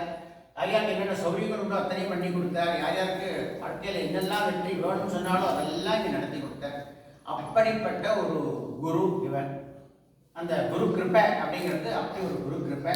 அப்படி அவர் அற்புதங்கள் பண்ணினார். அதில் ஒன்று ரெண்டு சொல்கிறேன். ரங்கநாதன் சொல்லிட்டு ஒருத்தர் இருந்தார். இந்த ரங்கு மாமான்னு சொல்லுவா, தெரியலவங்க கேள்விப்பட்டிருக்கலாம். இந்த மீனாட்சி பாட்டியினோட சகோதரர். இந்த ரங்கு மாமா தஞ்சாவூரில் பிறந்த 1912 1912 அவர் பிறந்தாருங்க. அவர் பிறந்து கொஞ்ச நாள் எல்லாமே என்னாச்சு, அவருக்கு இந்த எபிலெப்சின்னு சொல்லுவாங்க, ஃபிட்ஸ், காக்கா வலிப்பு தமிழ் சொல்லுவாங்க தெரியுமா, அந்த மாதிரி அந்த காக்கா வலிப்பு அடிக்கடி வர ஆரம்பிச்சு. சின்ன வயசுலேயே அவருக்கு அந்த மாதிரி வர ஆரம்பிச்சது. அப்படியே வந்ததுனால அப்படியே ஒரு தடவை அப்படி வரும்பொழுது என்னாச்சு, ரொம்ப சிவியராக வந்துட்டு, அதனால அப்படி வந்ததுனால அவருடைய நாக்கு இழுத்து அவரால் அதுக்கப்புறம் பேசவே முடியல. அது மட்டும் இல்லை, அவரால் எதுவும் வாய் வழியாக சாப்பிடவே முடியல. திடவுணவெல்லாம் எதுவுமே அவரால் சாப்பிட முடியல. ஏதாவது திரவமாக ஏதாவது குடிச்சா அவ்வளோதான், வேற ஒன்றுமே பண்ண முடியல. அப்புறம் அந்த திரவத்தை சாப்பிடணும் அப்படின்னா கூட அப்படி தலையை ஒரு பக்கமாக சாப்பிச்சு வச்சுட்டு அப்படி கொஞ்சம் கொஞ்சமாக கொடுத்தா தான் அது உள்ளே போகும், நல்லா உள்ளே போகாது. அந்த மாதிரியான ஒரு நிலைமையில அவர் இருந்தார். இந்த ரங்கு மாமா இந்த மாதிரி இருக்கிறத பார்த்துட்டோம். அந்த மீனாட்சி பாட்டி சொன்னா, நீ அந்த சிறுபாக்கம் போய் நீங்க அங்கே தான் இருக்காரு நம்ம பொன்னையா சுவாமிகள் அப்படின்னு சொல்லிட்டு, இவரை அதுக்கு முன்னாடி எல்லா இடத்துலையும் கூட்டு போய் காமிச்சாச்சு, எல்லா டாக்டரும் பார்த்தாச்சு, என்னென்னமோ வைத்தியங்கள்லாம் பண்ணியாச்சு. அங்கே சிஎம்சி வெள்ளூர் அப்பவே ரொம்ப ஃபேமஸ், அங்கெல்லாம் கூட்டிகிட்டு போய் காமிச்சா, இந்த மாதிரி இருக்கு, இவருக்கு ஏதாவது வைத்தியம் பண்ணுங்க அப்படின்னு சொல்லிட்டு. அதுக்கெல்லாம் வைத்தியமே இல்லை, என்னென்னமோ பண்ணி பார்த்தா ஒன்றுமே சரியே ஆகலை. அப்படிங்கிற போது இந்த மீனாட்சி பாட்டி சொன்னால், இங்கே கூட்டிகிட்டு போங்க அப்படின்னு சொல்லிட்டு இங்கே வந்தார் அந்த ரங்கு மாமா. பேச முடியாது, இங்கே வந்தார். இவர் பார்த்தார், பொன்னையா சுவாமிகள் பார்த்தார். அவர் ஒன்றும் சொல்லலை. அவருடைய ரொட்டீன் என்ன, தினம் காலம்புற போவார், குளத்தில் குளிப்பார். அவர் 2 வேஷ்டி தான் வச்சுட்டு இருந்தார். ஒரு வேட்டியை துவச்சு காய போட்டிருப்பார். இன்னைக்கு போய் குளிச்சாரா, குளிச்சுட்டு காஞ்ச வேஷ்டி கட்டிப்பார், மறுபடியும் ஈர வேஷ்டியாக துவச்சு அந்த காய போட்டுருவார். குளிச்சுட்டு அங்கேயே உட்காருவார். அங்கேயே உட்காந்துட்டு சந்தியாவந்தனம் பண்ணுவார், காயத்ரி ஜபம் பண்ணுவார். எல்லாத்தையும் குடிச்சுட்டு அதுக்கப்புறம் தான் இங்கே கோயிலுக்குள்ளேயே வந்தால் அதுக்கப்புறமா பூஜா. இதுதான் அவருடைய இது. இப்போ இந்த ரங்கு மாமா வந்தார், தினம் அவரையும் கூட்டிட்டு போறார். இங்கே மற்ற இதெல்லாம் கிடையாது, நேராக அவரையும் கூட்டிட்டு போறார். இந்த குளத்தில் அவரையும் குளிக்க சொன்னார், அவரும் குளிச்சார். அவரோடையும் கூட்டிட்டு வந்து இங்கே உட்காந்து வச்சுட்டார். இவர் பூஜை பண்ணுவார், அவர் வந்து பார்த்துட்டு இருப்பார். அவரால் ஒன்றும் பேச கிச முடியாது, வந்து உட்காந்து பார்த்துட்டு இருப்பார். இவர் என்ன பண்ணினார், அவர்கிட்ட அந்த லலிதா சஹஸ்ரநாம ஒரு புக்கு கொடுத்து, நீ அந்த நீ ஃபாலோ பண்ணிட்டே மனசுக்குள்ளே சொல்லிட்டே வா அப்படின்னு சொல்லி சொல்கிறார். அவர் அப்படி மனசுக்குள்ளேயே தினம் அந்த புக்கை வச்சுட்டு அவர் அங்கே புக்குள்ள சுவாமிக்கு அம்பாளுக்கு பூவை போட்டு பூஜை பண்ணி ஒரு இதுவாக சொல்லி அவர் பண்ணிட்டு இருப்பார். இங்கே இவர் உட்காந்துட்டு இந்த புஸ்தகத்தை பார்க்கணும். இதுதான் தினம் நடந்தது. இப்படி ஒரு வாரம் ஆச்சு, ஒரு 10 நாள் இந்த மாதிரி நடந்துட்டே இருக்கு. இதுக்கு நடுவில் என்ன ஆச்சு அப்படின்னு சொன்னோம்னா, இந்த அம்பாளனுடைய இன்ஸ்ட்ரக்ஷன் என்னமோ அதுதானே இவர் ஃபாலோ பண்ணுவார். இப்போ ஏதோ ஓரளவுக்கு கோவில் கட்டியாச்சு, சாப்பாட்டுக்கு ஒன்றும் பிரச்சனை இல்லை, அம்பாளுக்கு நைவேத்தியத்துக்கு ஒன்றும் பிரச்சனை இல்லை, இதெல்லாம் இருந்தது. ஆனால் தினம் இங்கே வரவாளுக்கெல்லாம் சாப்பாடு போடுறதுக்கு அதுக்கெல்லாம் வருமானம். தினம் காலத்தில் இவர் பூஜைக்கு உட்கார்ந்தாரான்னா அம்மா சொல்லிடுவா, இன்னைக்கு 60 பேர் வருவா சாப்பாட்டுக்கு ரெடி பண்ணேன்னு. உடனே மனைவி கூப்பிட்டு சொல்லிடுவார், அம்மா இன்னைக்கு 60 பேர் சாப்பாட்டுக்கு வருவா, நீ எல்லாம் ரெடி பண்ணிட்டு. எங்கே போய் ரெடி பண்ணுறது? இவாளுக்கு சாப்பாட்டுக்கே ரொம்ப கஷ்டப்படுறது. இப்போ 60 பேர் சாப்பாட்டுக்கு போடணும்னா என்ன பண்ணுறோம் அப்படின்னு நினச்சி முடிக்கிறதுக்குள்ள எங்கேருந்தோ ஆட்கள்லாம் வருவாங்க. கிராமத்து ஆட்கள்லாம் அங்கேருந்து வந்து இது எங்கள் நிலத்தில் விளைஞ்சது நெல், அதுலேருந்து அரிசி எடுத்தோம், இந்த அம்மா உங்களுக்கு கொடுக்குறோம்னு சொல்லிட்டு இங்கே வந்து ஒரு முட்டை கொடுக்குறோம் சொல்லிட்டு ஒரு முட்டை கொடுப்பாங்க.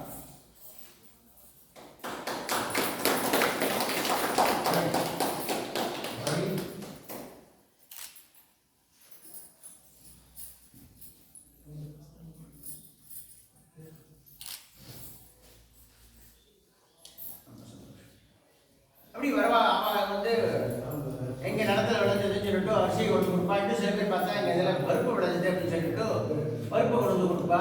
இன்னும் சில பேர் பார்த்தா நான் வாழை தோட்டமே வச்சிருந்தேன் அப்படின்னு சொல்லிட்டு வாழை குளவல்லிட்டேன் அப்படின்னு சொல்லிட்டு வாழை இலை சாப்பிட்டு கொண்டு போனோம் அதுன்னு சொல்லி எல்லாம் பார்த்தா கிடுன்னு இவர் 8-8:30 மணிக்கு இங்கே பூஜை ஆரம்பிப்பார். அதுக்குள்ளே பார்த்தா 9 மணிக்குள்ளே அதுக்கு வேணுங்கிற திரவியங்கள்லாம் வந்து சேர்த்துருங்க. சமையலுக்கு என்னெல்லாம் வேணுமோ அத்தனையும் வந்து சேர்த்துரும். எப்படி பூஜை முடியறதுக்கு 1 மணி ஆகும், அதுக்குள்ள அந்த அம்மாவே ஃபுல்லாக சமைச்சிருவோம். 60 பேருக்கு சமையல் தானே கிடுன்னு அத்தனையும் பண்ணி எடுத்து வச்சிருவா. பூஜை முடிஞ்சு நைவேத்தியமானதும் தீபாரதானதும் எல்லாருக்கும் மகாபிரசாதம் அங்கே கொடுப்பா. அப்படி அம்பாளே நடத்திட்டாங்க. என்ன வேணுமோ அவளுக்கு வேணுங்கிறத அவள் சொல்லுவோம், அது அவளுக்கு உண்டானத ஏற்பாடும் அவளே பண்ணி வச்சிருவா. அதே வந்து சேர்த்துடும். தினம் அவள் என்ன எத்தனை பேருக்கு சாப்பாடு போடணும்னு சொல்கிறாலோ அத்தனை பேருக்கு உண்டான பொருள் வந்துடும், அத்தனை பேருக்கு உண்டான சாப்பாடு சமையல் அங்கே ரெடி ஆகிடும். ஆனால் இவர்கிட்ட ஒரு இந்த கொட்டையா சாமிகள் கிட்ட ஒரு இது என்ன அப்படின்னாக்க, இன்னைக்கு யார் என்ன கொண்டு வந்து தராளோ அதை அன்றைக்கே சமைச்சிடும். எதையுமே பாக்கி மறுநாளுக்கு வச்சுக்கிறதே கிடையாது. இன்னைக்கு அரிசி ஒரு மூட்டை வந்ததா ஒரு மூட்டையே சமைச்சிடும். இன்னைக்கு எத்தனை வந்ததோ அவ்வளோ அன்றைக்கே முடிச்சிடுவேன். இங்கே யாரெல்லாம் வந்திருக்காளோ அவளுக்கெல்லாம் அன்னதானம். அன்னதானம் இங்கே முடிஞ்சு பாக்கி கொஞ்சம் சாதம் இருக்குது, சாம்பார் இருக்குது, கொஞ்சம் கறி இருக்குது அப்படின்னு சொன்னால் எல்லாத்தையும் ஒன்றா போட்டு கலந்துடுவேன். கலந்து அவரே கொண்டு போய் கிராமத்தில் இருக்கிற மக்களுக்கு எல்லாம் கொடுத்துருவோம். எதுவுமே மறுநாளுக்கு வச்சுக்கிறதே கிடையாது. மறுநாளுக்கு வந்துன்னா அம்பாய் மறுபடியும் கொண்டு வந்து கொடுப்பேன். அப்படி இங்கே தினம் அன்னதானத்தோட ரொம்ப நல்லா நடந்துட்டு இருந்தது. இந்த ரங்கு மாமாவும் தினம் இதில் வந்து கலந்துட்டு இருந்தார். குளிச்சார், வந்தார், பூஜை உட்காருவார், இப்படி நடந்துட்டு இருந்தது. 10வது நாள் இவர் இங்கே வந்து இவர் வழக்கம் போல குளிச்சுட்டு உள்ள வந்து அபிஷேகம் எல்லாம் ஆச்சு. அபிஷேகம் ஆனதும் இங்கே இந்த கொட்டையா சுவாமிகள் பூஜை ஆரம்பிக்கிறார். லலிதா சஹஸ்ரநாமம் தான் ஆரம்பிக்கிறார். அவர் ஆரம்பிச்சுட்டு ஒன்றுன்னா சொல்லிட்டே ஒரு சொல்லி அவர் பூஜை பண்ணிட்டே பூவை போட்டு பூஜை பண்ணிட்டே வர. ஓம் பூர்ணாய நமஹ, ஓம் போகினியே நமஹ, ஓம் புவனேஸ்வரே நமஹ, ஓம் அம்பிகாயே நமஹ, ஓம் அநாதிநிதனாய நமஹ அப்படின்னு இவர் சொல்லிட்டே வர. சொல்லி பூவை போட்டுட்டே வர. திடீர்னு பார்த்தா இவரோட சேர்ந்துட்டு இந்த ரங்கு மாமாவும் அந்த புக்கை தானே ஜனம் வச்சு பார்த்து வந்துருந்தார். அவரும் சொல்ல ஆரம்பிச்சிட்டார். இப்ப இவரை விட குரல் அதிகமா அவர் சொல்றார். இவருக்கு ஒண்ணுமே புரியல. அங்க வக்ர வழக்கெல்லாம் எழுதுது. இத்தனை நாளா இவர் ஊமையா வெறும் உட்கார்ந்து இருந்தார். இன்னைக்கு இவர் அவரை விட வெறும் சத்தமா ரொம்ப நன்னா சொல்றாரு அப்படின்னு பார்த்தா அந்த சஹஸ்ரநாமம் முழுக்க சத்தமா அவர் சொல்றார். இங்க கொண்டையா சாமிகள் சுவாமிக்கு பூ போட்டு அர்ச்சனை பண்ணிட்டே இருக்கார். அப்படியே அவர் சொல்லி முடிச்சுட்டு இடத்துல மறுபடியும் முதலேருந்து ஆரம்பிக்கிறார். மறுபடியும் முதலேருந்து ஆரம்பிச்சு மறுபடியும் சஹஸ்ரநாமத்தை சொல்ல ஆரம்பிக்கிறார். மறுபடியும் இவர் பூ போட்டு பூஜை பண்ணிட்டே வர. இந்த பூவெல்லாம் தீர்ந்தே போயிடுது. சஹஸ்ரநாமம் சொல்லி முடிக்கிறோம்னா இங்கே எத்தனை பூ அத்தனை பூவும் தீர்ந்து போயிடுச்சு. உடனே அங்கே இருக்கிறவெல்லாம் பார்த்தா இங்கே சுற்று வட்டாரத்தில் இருக்கிற தோட்டத்தில் இருக்கிற பூவெல்லாம் பறிச்சு கொண்டு வச்சா இவர் 3வது தடவை சொல்ல ஆரம்பிச்சார் மறுபடியும் சஹஸ்ரநாமம். அதெல்லாம் மறுபடியும் அந்த பூவெல்லாம் தீர்ந்து போச்சோம் அப்படின்னு உடனே அந்த அம்மா உள்ளே போனால் போய் கொஞ்சம் வீட்டில் இருக்கிற குங்குமத்தெல்லாம் கொண்டு வந்து கொடுத்தா 3 நாள் அர்ச்சனை. அதுவும் பண்ணி முடிச்சா பார்த்தா இவர் 4வது தடவை சொல்ல ஆரம்பிச்சுட்டார். அந்த அம்மாவுக்கு என்ன பண்ண தெரியல. உள்ள போனா போய் கொஞ்சம் மங்களாட்சி ரெடி பண்ணி அக்ஷதையை கொண்டு வச்சா. அதுக்கப்புறமா அக்ஷதையினால அம்பாளுக்கு அர்ச்சனை பண்ணிட்டே வந்தார். இவர் 4வது தடவை சொல்லி முடிச்சுட்டும் அப்படியே மயக்கமாயி முடிஞ்சுட்டார். சுத்திருக்காருந்தா ஒன்றும் புரியல. ஒரே ஆச்சரியம். ஊமையா இருந்தவர் இவ்வளவு நன்னா சொல்றாரே அப்படின்னு சொல்லிட்டு ஒரு இது மயக்கமாயி அப்படியே விழுந்துட்டார். இந்த கொண்டையா சாமிகள் ஒன்றும் கொஞ்சம் கூட பதட்டமடையவே இல்லை. அவர் பாட்டு ஒரு அடுத்தாப்புல என்ன பண்ணணும், நைவேத்தியம் பண்ணினார், தீபாராதனை காமிச்சார். ஏன்னா பொதுவாக 1 மணிக்கு முடிய வேண்டிய பூஜை இன்னைக்கு 3 வரைக்கும் போயிட்டு, ஏன்னா 4 தடவை சொல்லியிருக்காங்க சரஸ்நாமம், அதனால 3 மணி வரைக்கும் போயிட்டு பூஜை எல்லாம் முடிச்சார். எல்லாரையும் கூப்பிட்டு மகாபிரசாதம் சாப்பிட போங்கன்னு சொன்னேன். அதுக்கப்புறமா அங்கேயும் வந்தார். இவர் மயங்கி கடந்தாரணும், இவர் அப்படியே தூக்கி தன்னோட மடியில் அவர் தலையை வச்சுட்டு அப்படியே தியானம் பண்ண ஆரம்பித்தார். ஒரு 40-45 நிமிஷம் தியானம் பண்ணியிருக்கார். தியானம் பண்ணிட்டு பார்த்தா இந்த ரங்கு மாமா கண் முழிச்சுட்டு அப்படியே அவர் எழுந்து வந்து இவரோட கொண்டைய சுவாமிகளோட காலை கட்டிட்டு, தாத்தா என்னை காப்பாத்துங்கோ, தாத்தா என்னை காப்பாத்துங்கோ, தாத்தா என்னை காப்பாத்துங்கோ அப்படின்னு சொல்றாரு. இவருக்கு ஒண்ணுமே புரியல. என்ன தாத்தா காப்பாத்துங்க, அவர் அப்படியே கொஞ்சம் கொஞ்சம் ஆசுவாசப்படுத்துறாரு. என்ன ஆச்சு, ஏன் இப்படி இது பண்ற? ஒன்றும் இல்லை, நான் தான் இருக்கேனே அப்படின்னு சொல்லி அவர் ஆசுவாசப்படுத்துறார். என்ன நடந்ததுன்னு சொல்லு அப்படின்னு சொல்லி கேட்கிறார். அப்போ அவர் சொல்றார், இந்த ரகுமாமா சொல்ற, ஒரு கனவு கண்டேன். அந்த கனவுல நடு காடு, அந்த காட்டுல நான் போயிட்டு இருக்கேன். போறபோது ஒரு யானை என்ன துரத்துறது. யானை துரத்துறதேன்னு சொல்லிட்டு நான் ஓடுறேன். நான் ஓட அந்த யானை விடல, என்னை துரத்திண்டே வருது. என்னால ஒரு கட்டத்துக்கு மேல இனிமே ஓடவே முடியாது, மூச்சு இறக்கிறது. எனக்கு என்ன பண்றதுன்னே தெரியல, ஓடவே முடியல. அப்படிப்பட்ட நேரத்தில் பார்த்தா ஒரு மரம் ஒன்றும், அந்த மரத்து மேல ஒரு பொண்ணு ஒன்று உட்காந்துருக்கா. சின்ன பொண்ணு, 6 வயசு 7 வயசு ஒரு சின்ன பொண்ணு இங்க உட்காந்துட்டு இருக்கா. உட்காந்துட்டு அங்கேயிருந்து பார்த்து என்னை பார்த்து பெருசா சிரிக்கிறான். பெருசா சிரிக்கிறா என்னை பார்த்து. அந்த ஓட்டத்துக்கு நடுவில் நான் அவளை பார்த்து கேட்கிறேன், என்னம்மா நீ எனக்கு ஏதாவது உதவி பண்ணுவேன்னு பார்த்தாக்க நீ இப்படி என்னை பார்த்து சிரிக்கிறியே அப்படின்னு சொல்லிட்டு. அதுக்கு அவள் சொல்றா, நீ எதுக்கு அங்கேயும் இங்கேயும் இப்படி ஓடிட்டு இருக்க? நீ எங்கெல்லாம் ஓடிட்டியோ அங்கெல்லாம் அந்த யானை துரத்தும். நேரா நீ போய் அந்த கொட்டைய தாத்தா காலில் விழுந்தா அந்த யானை துரத்தாது இனிமே அப்படின்னு சொல்லிட்டு சொல்றா. அதனாலதான் அந்த கனவு வந்தது. அந்த கனவுலேருந்து விழிச்சுட்டேன். அந்த கொட்டைய தாத்தா காலில் விழுன்னு சொன்னாரு. அதனால்தான் அவங்க காலை பிடிச்சிட்டு என்னை காப்பாத்து, யானை திறந்துருது. இன்னும் அவர் கனவுலேயே இருக்கார், எனக்கு யானை திறந்துருது, என்னை காப்பாத்துன்னு அவர் காலை பிடிச்சிட்டு சொல்றாரு. ஒன்றும் கவலைப்படாத, எல்லாம் ஒன்றும் இல்லை, நான் இருக்கேன், பார்த்துக்கிறேன்னு சொல்லி அவரை ஆசுவாசப்படுத்தி, வா ஏதாவது சாப்பிடலாம், உள்ள மணி 3 ஆயிடுது அப்படின்னு சொல்லி உள்ள போட்டுட்டு போற. போய் அன்னைக்கு கொஞ்சம் திரவம் தானே சாப்பிட்டேன், லிக்விட் தானே டயட், அப்படி தானே இருந்தது. இன்னைக்கு சாலிட் ஆகிட்டேன், கொஞ்சம் எடுத்து கொடுக்குற. இவரால் வாய் வழியாகவே சாப்பிட முடியும். அதுக்கப்புறம் அன்னையிலேருந்து கொஞ்சமா பார்த்தாக்க அவரால் எல்லாமே வாய் வழியாக சாப்பிட முடியும். முறுக்கெட்டு அது என்ன எல்லாமே வாய் வழியாக சாப்பிடணும், ஒன்றும் பிரச்சனையே இல்லை. கம்ப்ளீட்டா பூர்ணமா அவர் குணமாயிட்டார். இப்போ நல்லா பேச முடியுது, நல்லா சாப்பிட முடியுது, எல்லாமே. எத்தனையோ வருஷமா எத்தனையோ டாக்டர்கிட்ட பார்த்து குணமாகாத ஒண்ணு இவர்கிட்ட வந்து 10 நாள்ல குணமாயிடும். அப்பேற்பட்ட அற்புதம், அப்பேற்பட்ட குரு கிருபை. அந்த குரு பார்த்துட்டாலே போதும், என்ன கஷ்டம் இருந்தாலும் அதெல்லாம் எப்படி அந்த சூரியன் வந்தா அந்த மேகமெல்லாம் கலந்து போயிடுறது, அதுபோல அந்த குருவோட கிருப்பை இருந்தா, அந்த குருவோட பார்வை இருந்தாலே போறோம், நம்மளுடைய கஷ்டம் எல்லாம் விலகி போயிடும். கஷ்டம் எல்லாம் எங்கே இருந்தது தெரியாத அப்படி காணாம போயிடும். அவருடைய பார்வை, குரு பார்க்க கோடி நன்மை. அவர் பார்த்தாலே போதும், நமக்கு வேற எதுவுமே வேண்டாம். அப்படி இந்த ரங்கு மாமாவுக்கு எத்தனையோ வருஷம் இருந்த வியாதியை அவர் குணப்படுத்தினார்.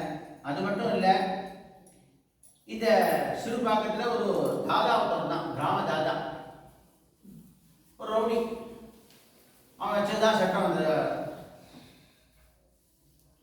ஒருத்தராத்து போவான், போனா அந்த வீட்டில் கோழி இருக்கா, கோழி எடுத்துட்டு போயிடுவான். கேட்க முடியாது, ஏன் எடுத்துட்டு போறேன். மாடு இருக்கா, மாட்டை கட்டி அழுத்துட்டு போயிடுவான். பொண்ணு இருக்கா, பொண்ணத்துக்கு போயிடுவான். அவனை பார்த்தாலே அங்க எல்லாருக்கும் பயம். கிராமத்தில் அத்தனை பேருக்கும் பயம். அவன் கண்ணிலே யாரும் படமாட்டான். மகாதுஷ்டே அவன், அப்படிப்பட்டவன் அவன். அவனுக்கு என்னன்னா, நம்மளோ ஒரு பெரிய ரவுடி, நம்மளோ பெரிய தாதா, நம்மளை கிட்ட அத்தனை பேர் பயப்படுறா. ஆனா என்னமோ தெரியல, இந்த கொட்டையா சாப்பிகள் மட்டும் நம்ம கிட்ட பயப்பட மாட்டேங்க. அவர் மட்டும் நம்ம கிட்ட வணங்க முடியாதா இருக்காரு. அதனால இன்னைக்கு அவர் ஒரு வழி பண்ணிடணும் அப்படின்னு சொல்லிட்டு ஒரு நாள் என்ன பண்றான், அவன் ஒரு கூட நிறைய பூ, பூஜைக்கு வேணுங்கிற பூ, வேற இன்னும் கற்பூரம், ஊதுபத்தி, நிறைய பழங்கள், ஒரு பெரிய ரோஜா பூ மாலை, ஒரு எலுமிச்சம்பழ மாலை, எல்லாம் பூஜைக்கு என்னெல்லாம் வேணுமோ அத்தனையும் ஒரு கூடையில வச்சு அங்கேயிருந்து எடுத்துட்டு வரான். எடுத்து கொண்டு வந்து இங்கே வைக்கிறான். அன்னைக்கு பூஜை பார்க்கறதுக்கு நிறைய பேர் வந்துருக்கா. அதில் ஒருத்தர் என்ன பண்ணுறா, அந்த கூடையை மண்ணை எடுத்துட்டு போய் அவர் கொட்டையா சாமிகள் கிட்ட உள்ளே வைக்கிறார். அவர் அப்போ தான் குளிச்சுட்டு உள்ளே வந்து அபிஷேகம் பண்ணுறதுக்காக வந்திருக்கார். இவரும் கரெக்டாக கொண்டு வந்துட்டான். அன்றைக்கி ஏதோ இங்கே சம்பவம் பண்ணணும் அப்படிங்கிற ஒரு எண்ணத்தோட அவன் அங்கேருந்து அந்த பூவெல்லாம் எடுத்து கொண்டு வந்து அங்கே வைக்கிறான். இந்த வந்த பக்தர் என்ன பண்ணால் அந்த குடையை கொண்டு போய் உள்ள வைக்கிறார். இந்த குட்டையாசாமிகள் ஒன்றுமே சொல்லவே இல்லை. அவர் பாட்டு அவர் என்ன பண்ணார், அபிஷேகத்தெல்லாம் முடிச்சார். முடிச்சதுக்கு அப்புறமா இப்போ கொண்டு வந்திருந்தாங்க பூ, அந்த பூவெல்லாம் வச்சு அலங்காரம் பண்ணினார் சுவாமி. அவன் கொண்டு வந்த ரோஜா பூ மாலையை போட்டார், அந்த எலுமிச்சம்பழ மாலையை போட்டார். கீழே கட்டில் நைவேத்தியத்துக்கு பழங்கள் எல்லாம் எடுத்து வச்சார். அர்ச்சனை பண்ணணுமோ, அர்ச்சனைக்கு பண்ணுற பூ உதிரி பூ என்னெல்லாம் கொண்டு வந்திருந்தானோ அதெல்லாம் ஒரு தட்டில் எடுத்து வச்சார். எல்லாத்தையும் அங்கே தயார் பண்ணி வச்சார். அவர் வச்சுட்டு பூஜை ஆரம்பிக்கலாம் அப்படின்னு சொல்லிட்டு ஆரம்பிக்கிறார். லலிதா சஹஸ்ரநாமம் ஸ்ரீமாத்ரே நமஹா அப்படின்னு முதல் இது சொல்றார். அவர் சொல்லி முடிச்சு அந்த பூ அப்படி அம்பாள் மேல போடுறார். ஏதோ யாரும் இங்கே குண்டு போட்டா அப்படி ஒரு சத்தம் கேட்போம், அந்த மாதிரி ஒரு பெரிய சத்தம் கேட்கறது. அங்க இருந்து வாழ்க்கைலாம் ஒன்றுமே புரியல, என்னடா அது, என்ன நடக்கிறது இங்கே அப்படின்னு சொல்லிட்டு இந்த தாதாவே ஒரு அவனுக்கே பயம் வந்துட்டு, இவரை பார்த்து எல்லாரும் பயந்துட்டு இருந்தா அவனே பயந்துட்டான். அதோட நிற்கல, அந்த சத்தம் கேட்டு முடிஞ்சதும் அந்த சுவாமி மேலே இருந்தது இல்லை அத்தனை புஷ்பத்தையும் யாரோ இங்கேருந்து அப்படி எடுத்து தூக்கி வீசி எரிஞ்சா எப்படி போய் விழும், அதுபோல அந்த புஷ்பங்கள்லாம் தானாவே அங்கேருந்து இந்த தாதா இருக்கிற இடக்கும் அம்பாள் இருக்கிற இடத்துக்கும் பார்த்தீங்கன்னா ஒரு 20-25 அடி இருக்கு. அந்த நீங்கள் உங்களுக்கு இங்கே பார்த்தாலே தெரியும். மெயின் இது வந்து அந்த இப்போ அந்த பூதராஜா தள்ளி வச்சுட்டான்னு நினைக்கிறேன். அது வந்து முன்னாடி பக்கத்திலேயே இருந்தது, அது பக்கத்திலேயே இருந்தது. அதுக்கு பக்கத்திலேயே ஒன்று நின்று இருக்கான். அங்கேருந்து சுவாமி அம்பாள் பார்த்தா ஒரு 20-25 அடி அவ்வளோதான். அங்கேருந்து அத்தனை பூவும் யாரோ தூக்கி போட்டா அப்படி வந்து இவன் காரடியில் அப்படியே வந்து விழு. உனக்கு ஒன்றுமே புரியல. அவர் கொண்டே சாமியில் அப்படியே உட்காந்துருக்கார். அவர் ஒன்றுமே பண்ணலை, அவரோட அவர் உட்காந்துருக்கார். இங்கே பூஜை பார்க்கறதுலாம் பார்த்துட்டு இருக்கான். ஆனால் அந்த பூ அப்படியே வந்து இங்கே விழுது. இவனுக்கு பயம் வந்துருக்கு. பார்த்தா கூட எடுத்தான், எல்லாம் போய் வாரி அள்ளி அதில் போட்டுட்டான், கிளம்பி போயிட்டான். இவர் அதுக்கப்புறம் சஹஸ்ரநாம அர்ச்சனை பண்ணினார், நைவேத்தியம் பண்ணினார், திவாராதனை பண்ணினா, எல்லாரும் மகாபிரசாதம் சாப்பிட்டா கிளம்பினான். சாயந்தரம் ஆச்சு. இந்த தாதா அங்கேயும் வந்தா ஒன்றும் பேசல, நேராக அவர் காலையில் விழுந்துட்டோம். என்னை மன்னிச்சிருங்கோ அப்படின்னு சொல்லி அவர் காலையில் விழுந்து மன்னிப்பு கேட்கணும். அவர் ஒன்றுமே சொல்லலை. அவனுக்கு ஆசீர்வாதம் பண்றேன், அனுகிரகம் பண்றேன். பெரிய பெரிய மகான் ஞானிகள், இந்த மாதிரி சித்த புருஷா அவர்களுடைய தாட் ப்ராசஸ் சொல்லுவோம். அவருடைய சிந்தனை எல்லாமே பார்த்தீங்கன்னா வேற மாதிரி இருக்கும். நம்மளா இருந்தால் என்ன சொல்லுவோம், வேற மாதிரி பேசுவோம். அவள் அதெல்லாம் எதுவுமே இல்லை. அதுதான் பாரதி பாடினார், பகைவனுக்கு அருள்வாய் நன்னெஞ்சி, பகைவனுக்கு கூட அருள் பண்ணணும் அப்படின்னு சொல்லிட்டு. அப்படிப்பட்ட தாட் ப்ராசஸ் திங்கிங் தான் நம்மளுக்கெல்லாம் உண்டு. சர்வே ஜனா சுக்கினோ பகந்து, எல்லாரும் நல்லா இருக்கணும், எல்லாரும் சௌக்கியமா இருக்கணும், எல்லாரும் சந்தோஷமா இருக்கணும். அதுதான் இவருடைய சிந்தனையாகவே இருப்ப எப்பொழுதும். அதுக்காக தான் அவன் லோகக்ஷேமத்துக்காக தான் அவன் எல்லாமே பண்ணிருக்கான். இவருடைய பர்சனல் இதுக்காக எதுவுமே கிடையாது, எல்லாமே லோகக்ஷேமத்துக்காக தான். ஆக அவனுக்கும் அனுகிரகம் பண்ணார், அவனுக்கும் ஆசீர்வாதம் பண்ணினார். அவன்கிட்ட சொன்னார், இனிமேலாவது நல்லவனா இரு, உன்னால முடிஞ்ச நல்லதே இந்த கிராமத்துக்கு பண்ணு அப்படின்னு சொல்லி சொன்னார். அன்னையிலேருந்து அவன் திருத்திட்டான், நல்லவனாயிட்டான். ஊருக்கு ஒரு நல்லவன் கிடைச்சிட்டான். நேற்று வரைக்கும் பொல்லாதவனா இருந்தவன் இன்னைக்கு நல்லவனாயிட்டான். அதுதான் இன்னா செய்தாலே உலகத்தில் அவர் நான நயம் செய்து விட்டார். வள்ளுவர் சொன்னார், ஊருக்கே துன்பம் பண்ணிட்டு இருந்தான், கஷ்டம் கொடுத்துட்டு இருந்தான், அவனையும் திருத்தி நல்லவனாக்கி அந்த ஊருக்கு ஒரு உபகாரம் பண்ணக்கூடிய ஆளா மாற்றினார் இந்த கொண்டையா சுவாமிகள். அவருடைய இந்த கிருப்பை அந்த மாதிரியான ஒரு கிருப்பை, பகைவனுக்கும் அருளக்கூடிய, கெட்டது பட்டவனுக்கும் அருளக்கூடிய ஒரு குணம், அப்படிப்பட்ட ஒரு சிந்தனை. இதுதான் இப்படி அப்படின்னு சொன்னோம்னா, திருவண்ணாமலையில ஒரு கோவில் குருக்கள், அந்த கோவில் குருக்களோட மனைவி நல்லா தான் இருந்தா, திடீர்னு இருந்தாப்புல இருந்து அவளுக்கு என்னமோ ஒரு சித்த பிரம பிடிச்சாமே, திடீர்னு தானே சிரிச்சுப்பா, தானே பேசிப்பா, யாராவது பக்கத்தில் இருந்தால் கையில் என்ன கிடைக்கிறதோ அதை எடுத்து அடிப்பா, இந்த மாதிரி எல்லாம் பண்ணாங்க. அவருக்கு ஒன்றும் புரியல. சரி, எல்லாம் டாக்டர்லாம் கூட்டிகிட்டு போனான். டாக்டர்லாம் கூட்டிகிட்டு போனால் என்னமோ வைத்தியம்லாம் பண்ணினா ஆனால் ஒன்றும் சரியாகவே இல்லை. என்ன வைத்தியம் பண்ணியோ அதெல்லாம் ஒன்றுமே குணமாகலை, அது அப்படியே தான் இருந்தது. இப்போ அதுக்கெல்லாம் சயின்ஸில் சொல்கிறாங்க, சயின்டிஃபிக்காக என்ன சொல்கிறாங்கன்னா ஸ்கிட்ஸோபர்னியா அப்படின்னு சொல்லி சொல்கிறாங்க. அப்சர்வ் பண்ணியா அப்படின்னு இப்போ எல்லாம் மருந்தெல்லாம் கண்டுபிடிச்சிட்டான். அப்போ அந்த காலகட்டத்தில் அதெல்லாம் எதுவுமே கிடையாது. அந்த காலத்தில் இது மாதிரிலாம் இருந்தால் வைத்தியம்னு அவ்வளோதான், ஒரே வார்த்தை. அந்த கேட்டகரியெல்லாம் பிரிக்கிறதுலாம் கிடையாது. அந்த மாதிரி இருந்தால் எல்லாம் வைத்தியம், இன்னொரு வைத்தியம் அப்படின்னு சொல்லிட்டு அந்த மாதிரி தான் இருந்தது. அப்போ என்ன பண்ணுறதுன்னு தெரியல. போய் பகவான் இவர் ரமண மகரிஷி கிட்ட ஒரு பக்தர் இவர், இந்த குருக்கள், அதனால நேராக அவர்கிட்ட மனைவியை கூட்டிட்டு போற, கூட்டிட்டு போய் காமிக்கிற, இந்த மாதிரி இருக்கே எனக்கு என்ன பண்ணுறதுன்னு தெரியல அப்படின்னு சொல்கிறேன். அவர் பகவான் ரமணன் என்ன சொல்றார், நீ ஏன் இங்கே வந்த, அச்சல் பார்க்கணும்னு இருக்கு, நீ அங்கே போ, அங்கே போனேன்னா எல்லாம் சரியாயிடும் அப்படின்னு சொல்லி அவர் சொல்றார். இந்த மாதிரி ரமண மகரிஷி நிறைய பேரை இங்கே அமைச்சிருக்கேன். நிறைய பேர் உடம்பு சரியில்லாத வந்தவா நிறைய பேரை நீ அங்கே போ எல்லாம் சரியாயிடும், எல்லாம் சரியா போயிடும் நீங்க அனுப்பிச்சு இவர் நிறைய பேருக்கு பூர்ணமாக குணம் பண்ணி கொடுத்துருக்கேன். அதனால இந்த இவாளுக்கும் சொன்னார் நீ அங்கே போ அப்படின்னு சொல்லிட்டு உடனே அவர் குருக்கள் என்ன பண்ணார், அந்த அம்மாவை கூட்டிட்டு நேராக இங்கே வந்து சேர்ந்தார். இங்கே வந்ததும் இவர் பூஜையில் உட்காந்துருந்தார். அந்த அம்மா வந்தா, வரும்போது நல்லா இருந்தா, ஒன்றும் இதுவே இல்லை, சாதாரணமாக தான் இருந்தா. கொண்டு வந்தார், விட்டுட்டு அவர் கிளம்பி போயிட்டார். இவர் சொல்லிட்டார், பொட்டையாசாமி சொல்லிட்டார், நீங்கள் கிளம்பி போயிடுங்க அப்படின்னு அவர் கிளம்பி போயிட்டார். அந்த அம்மா அங்கேயே இருந்தார். மறுநாள் காலம்பரை ஆச்சு. கொண்டு வந்து விட்டோமே என்ன பண்ணா என்ன தெரியலையே, வந்து பார்ப்போம் அப்படின்னு சொல்லிட்டு அந்த குருக்கள் மறுபடியும் திருவண்ணாமலையிலேருந்து கிளம்பி இங்கே வந்தார். இதே பிரச்சனை பண்ணியிருந்தாங்க என்ன பண்ணுறது அப்படின்னு சொல்லிட்டு என்னங்கிறத பார்ப்போம் அப்படிங்கிறதுக்காக அங்கே கிளம்பி இங்கே வர வந்து பார்த்தா பூஜைக்கு எல்லாம் தயாராக இருக்கு. அந்த அம்மா உட்கார்ந்துட்டு இருக்கா. இவர் எல்லாம் பூஜைக்கு முன்னாடி எல்லாம் ரெடி பண்ணிட்டு இருக்கா. இவர் உட்காந்துட்டு ரெடி அங்கே பூஜை ஆரம்பிக்க போற. இப்போ இந்த குருக்கள் உள்ளுக்குள்ள வர, இந்த குருக்களை பார்த்ததும் இந்த அம்மா என்ன அப்படின்னா, நீங்க வராத, ஓ ஓ ஓ அப்படின்னா அந்த கல்லு என்ன இருக்கோ அதெல்லாம் எடுத்து இங்கேருந்து அடிக்கிறான் அந்த குருக்களை பார்த்து.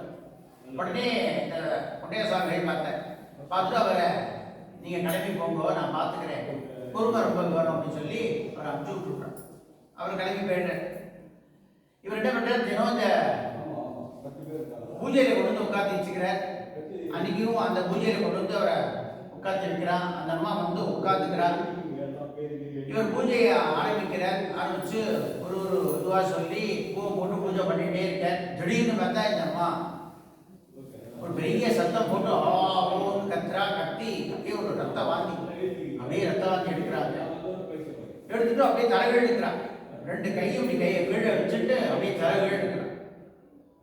இந்த இவர் பூஜையை ஆரம்பிச்சுட்டார். இவர் ஒன்றும் அதனாலலாம் இவர் ஒன்றும் டிஸ்டர்பே ஆகவே இல்லை. சுத்திரலாம் என்ன பண்ணுறதே தெரியல, இந்த மாதிரி பண்ணுறாரு, அடுத்து என்ன பண்ணணும் அப்படின்னு சொல்லிட்டு அப்படியே தலைகள் இன்னும் கொஞ்சம் நேரம். அதுக்கப்புறம் மறுபடியும் சாதாரணமாகனா அப்படியே உட்காந்துருக்கார். இவர் என்ன பண்ணார், பூஜையை எல்லாம் முடிச்சுட்டு வந்தார். வந்து அம்பாளுடைய கும்பத்தை கொண்டு வந்து அவரோட நெத்தியில் நல்லா எடுத்து விட்டார். இப்படி தினம் வந்தார். மறுநாள்லேருந்து இப்படி சாப்பிட்டு உட்காந்துருக்கார்.